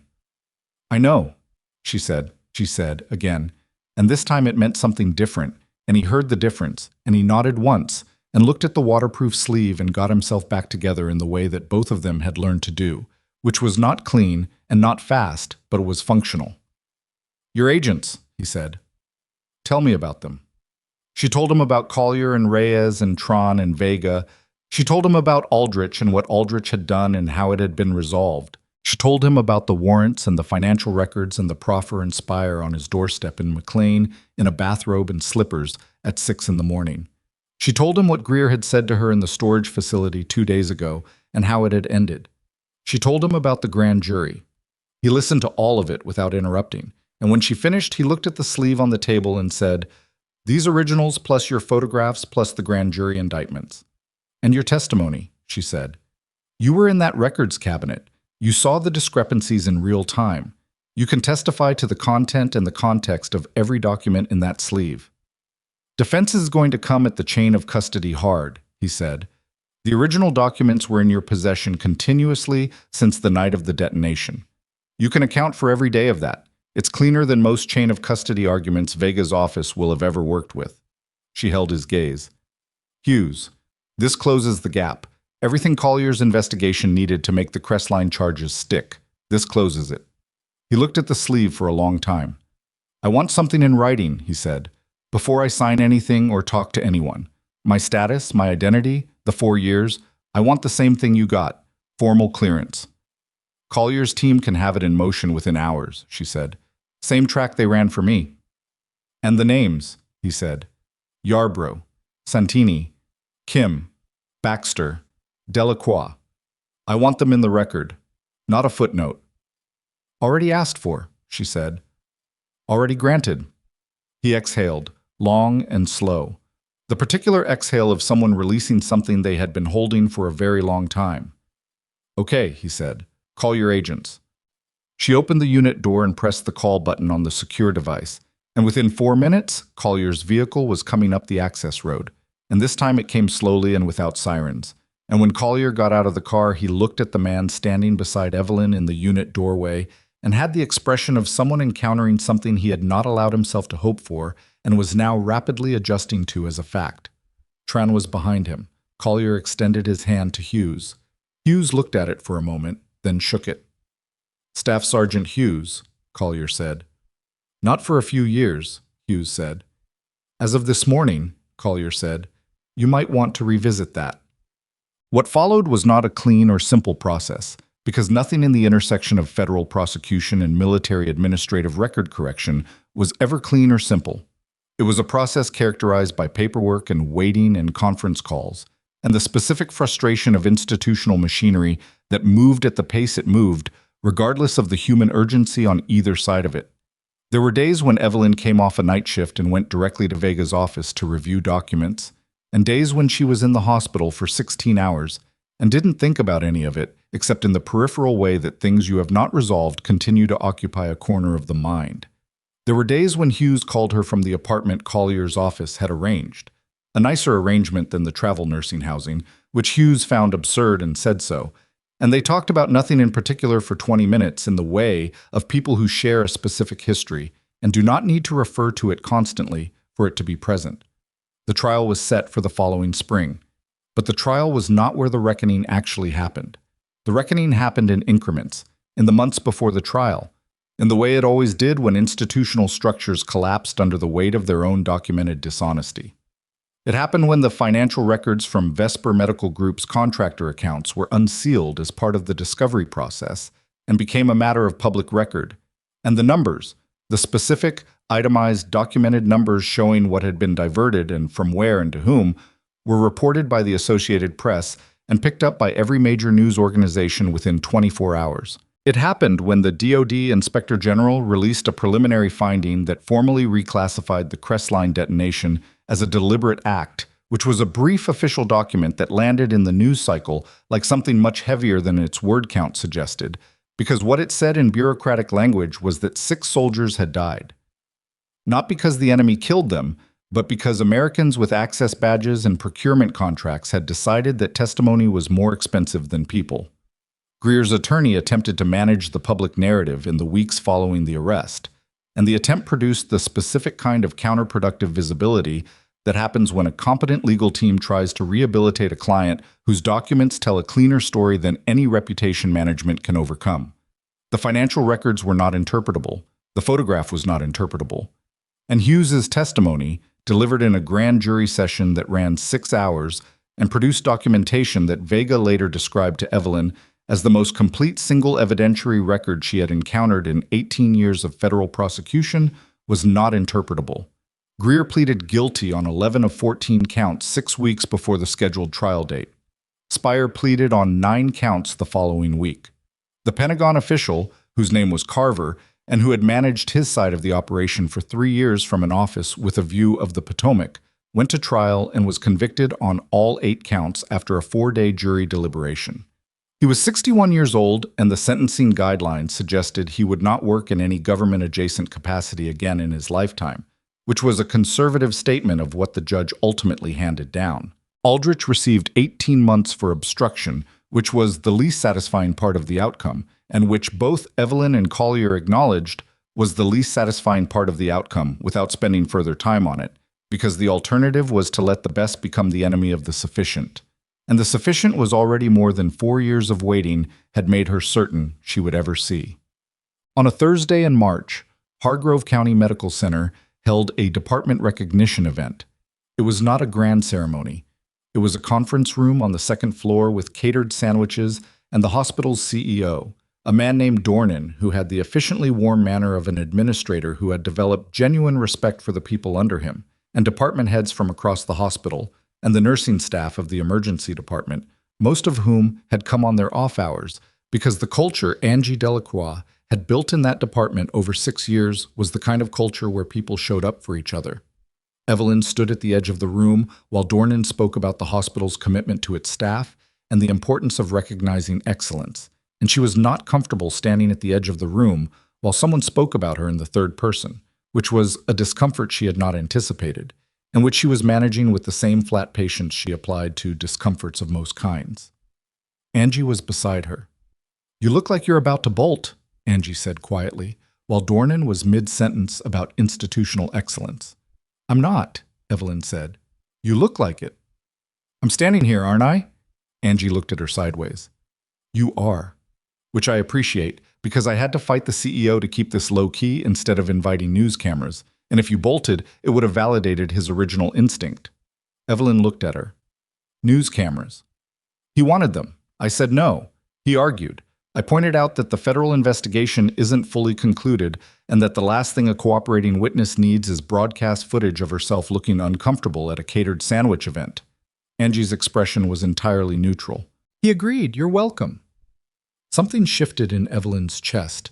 Not warmth exactly, more the recognition of a person who had done a specific thing for a specific reason and hadn't mentioned it, which was the kind of thing that Evelyn understood from the inside because she had spent her entire adult life doing it. "Thank you," she said. "Factual statement," Angie said, not a sentiment." "I know," Evelyn said. "That's why I said thank you."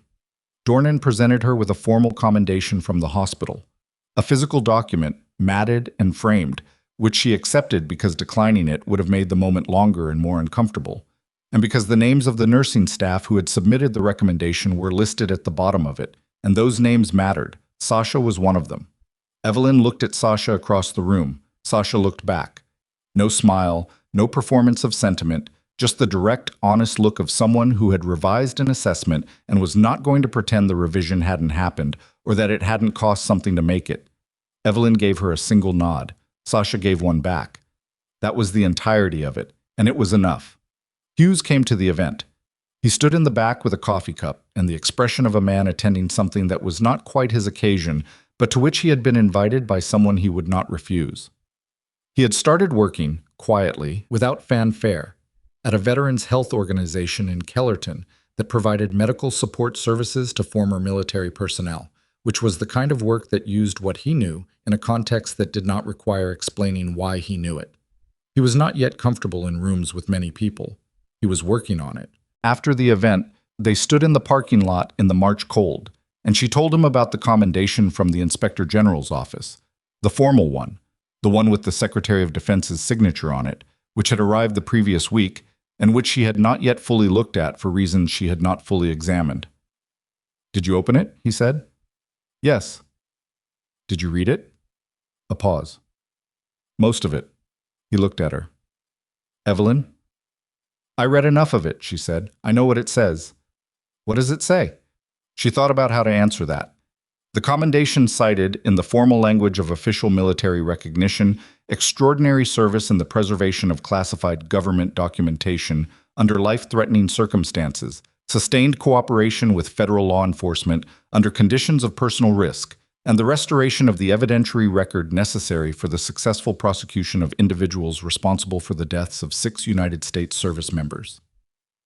It used words like valor and dedication and distinguished service, which were words she had used herself in writing about other people, and which felt different applied to the 4 years of being technically dead and careful and functional and terrified in the specific low-grade way that people who were running out of options were terrified, not dramatically but persistently. "It says I did my job," she said. Hughes was quiet for a moment. "That's one way to read it," he said. "It's the accurate way. It's also—" He stopped, started again differently. "You know what those names on the document mean? Yarbrough's wife got a call from a CACO officer last month telling her what actually killed her husband. I talked to her. She'd been living with the version where the enemy did it, where there was nothing anyone could have done. And now she has the version where someone saw it coming and kept the evidence for 4 years and made sure the people responsible went to federal prison." He looked at the parking lot. "That's not just doing your job." She didn't answer immediately. She stood in the cold and looked at the hospital building, the third-floor window that had been Kowalski's room, the ER bay doors, the lit signage above the emergency entrance. And she thought about what it cost a person to be precise and functional and correct when the alternative was to let the weight of something become bigger than the work. She thought about the way she had walked into this parking lot 2 weeks ago and stood in the cold for 60 seconds before she got in the car and drove to the storage facility in Fenwick. She thought about the way Mr. Abelson had looked at her when she told him that feeling was good. Maybe not, she said finally. But it's where it starts.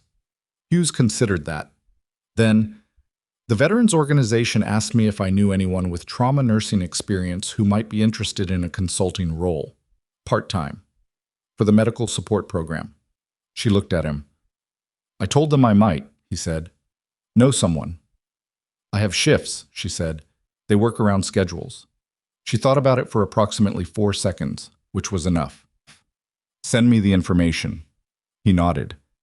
They stood in the cold for another moment in the comfortable silence of people who did not need to fill silences. And then he said goodnight and walked to his car, and she stood there until his taillights cleared the parking lot exit. Kowalski was discharged from Hargrove County Medical Center on a Friday afternoon in late March, 6 weeks after the night he had arrived bleeding and unconscious in an ambulance with a dog who would not let anyone near him. He walked out under his own power, slowly and with a cane, accompanied by 2 other soldiers from his unit who had come to drive him back to the base. Brix was waiting in the back of the vehicle. The reunion was not something Evelyn watched in its entirety, because it was not something that needed an audience, and she was not in the habit of positioning herself in other people's moments. She saw the beginning of it, saw Kowalski's pace change when he spotted the vehicle, saw the way he moved toward it with the sudden forward lean of a man forgetting that he was supposed to be taking it slowly, and that was enough. She was at the charge desk when Angie found her 15 minutes later. Kowalski stopped at the desk on his way out, Angie said. Asked for you. I know, I saw him earlier. He said to tell you. Angie looked at the note in her hand. He said, she knows what she did. Tell her Brix remembered.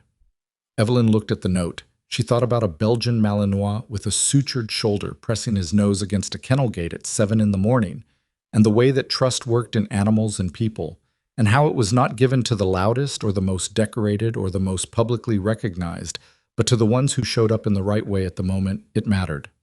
Okay, she said, and went back to the board. The trial of Randall Greer, conducted under his plea agreement, resulted in formal sentencing on a Tuesday in April. Evelyn was not in the courthouse that day. She was in Bay 4 managing a pediatric case, a 7-year-old with a respiratory presentation that needed attention, and whose mother had been in the waiting room for 45 minutes, with the particular contained panic of a parent who knew something was wrong and had not been reassured adequately by the triage assessment. Evelyn reassured her adequately, and then managed the case, which was less severe than it had appeared and resolved to a stable disposition within 2 hours. Collier texted her while she was charting. Greer, 22 years. Spire, 17 years. Carver, 14 years. All federal, no parole eligibility for the first 10. She read the message at the nurse's station, with Angie on one side of her updating the board and Gus on the other side eating a granola bar and looking at his phone. She read it twice and set the secure device down and finished charting the pediatric case, and then she stood at the station for a moment and looked at nothing in particular, and Angie, without looking up from the board, said, "Good news?" "Yes," Evelyn said. Angie nodded and kept updating the board, which was the correct response because they were at work, and there were 12 patients on the board, and 3 of them needed attention in the next 20 minutes. And Angie understood, as Evelyn understood, that the work didn't stop for the outcomes, however significant those outcomes were, that the outcomes existed to make the work mean something, but the work was the thing that kept existing. She went to see her next patient. What happened in the weeks after the sentencing was a series of small things, none of them dramatic, each of them real. The Army Adjutant General's office sent her discharge paperwork with the KIA designation formally removed and her service record restored in full, which she signed and returned without ceremony. The Inspector General's commendation was framed and put, not on her wall, which was still bare, but in the closet of the apartment she had begun to think about extending through the agency for another 6 months, which was the closest she had come in 4 years to thinking about a place as somewhere she might actually stay. The Veterans Organization sent her the consulting role information, and she reviewed it, and she sent back an acceptance with her available hours.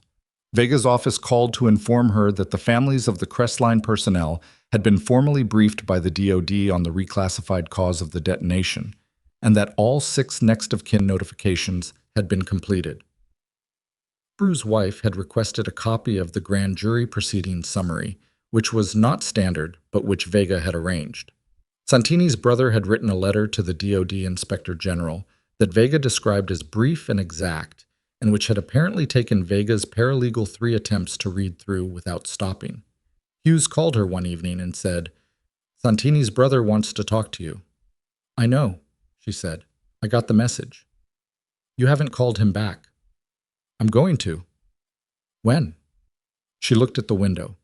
The evening light was coming in at the low angle that meant spring was actually arriving, not threatening to arrive, but arriving. The light different in quality and duration from what it had been when she first came to Kellerton in October. "Tomorrow," she said. "Good," he said. She called Santini's brother the next morning before her shift. His name was Marco, and he was 41, and he taught high school history in a city she had never been to, and he cried for approximately 90 seconds during the call, and then apologized for it in the way people apologized for things that did not require apology. And she told him not to apologize, and they talked for 40 minutes, and when the call was over, she sat in her car in the hospital parking lot for a while before going in. She did not count seconds in the parking lot that morning. She just sat. The morning she officially extended her contract at Hargrove County Medical Center, 6 months, with an option for renewal that she did not think too carefully about because thinking too carefully about it activated something that made her want to not do it. She arrived for her shift to find that Phyllis had taped a printed email to the charge desk. The email was from the hospital's administration, and it announced that the Hargrove County Medical Center Emergency Department was establishing a Trauma Care Excellence Award, named not for a donor or a building or an administrator, but for the standard of care itself, and that the inaugural recognition would be given at the department's annual meeting in June. Below the announcement, in Phyllis's handwriting, already told them who the first one goes to. Wasn't a hard argument. Evelyn read it, then looked at Phyllis. Phyllis was looking at her computer screen with the expression of someone who had done a thing and was not going to make a production of it. "Phyllis," Evelyn said. "Board's full," Phyllis said, without looking up. "Bay 3 needs an assessment." Evelyn went to Bay 3. The patient in Bay 3 was a woman in her 60s who had come in with chest discomfort that she had been telling herself was indigestion for 3 days and had finally decided, at the urging of her adult daughter, who had driven her and was currently in the waiting room, looking the specific shade of pale, that adult children of parents who delayed medical care often looked, to come and get checked. The EKG showed nothing acute, but the history was concerning enough that Evelyn ordered the appropriate workup, sat with the woman for 8 minutes while the blood draw was processed, and listened, actually listened, not performed listening, to a description of the past 3 days that turned out to contain a detail, mentioned almost incidentally, that changed the differential significantly. She was not a dramatic nurse. She was not a flashy nurse. She did not announce her interventions or explain her reasoning in the narrated style of people who needed the room to know how much they knew.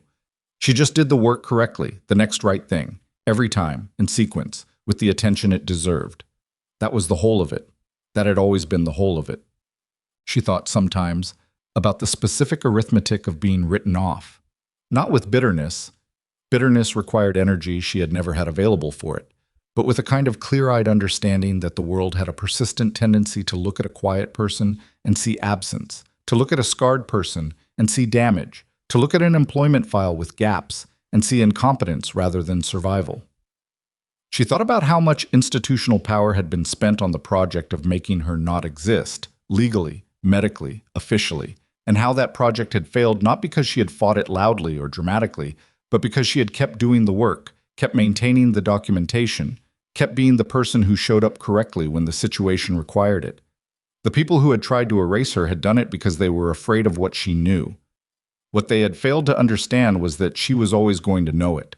The knowledge was inside her regardless of what any official record said. You cannot erase what a person carries. You can take their name and their rank and their documented existence and file them under a wrong designation, and they will still get up the next morning and know what they know and do what they do, and wait, if necessary, for the conditions that allow the truth to land somewhere it can stick. She had waited. The conditions had arrived, improbably, in the form of a military working dog who recognized something in the sound of two words spoken by someone he had never met. And the trust of that animal, which could not be faked and could not be performed, had cracked open 4 years of careful concealment in a single moment in a trauma bay in Kellerton, Virginia. She was not sentimental about this, but she was clear-eyed about it. The things that ultimately revealed the truth were rarely the grand gestures.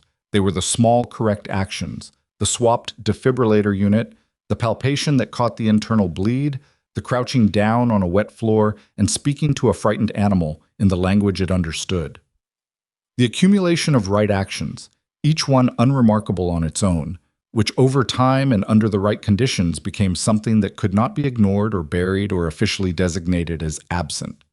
She thought about what she would tell Santini's brother if he asked her how she had survived 4 years of being officially dead.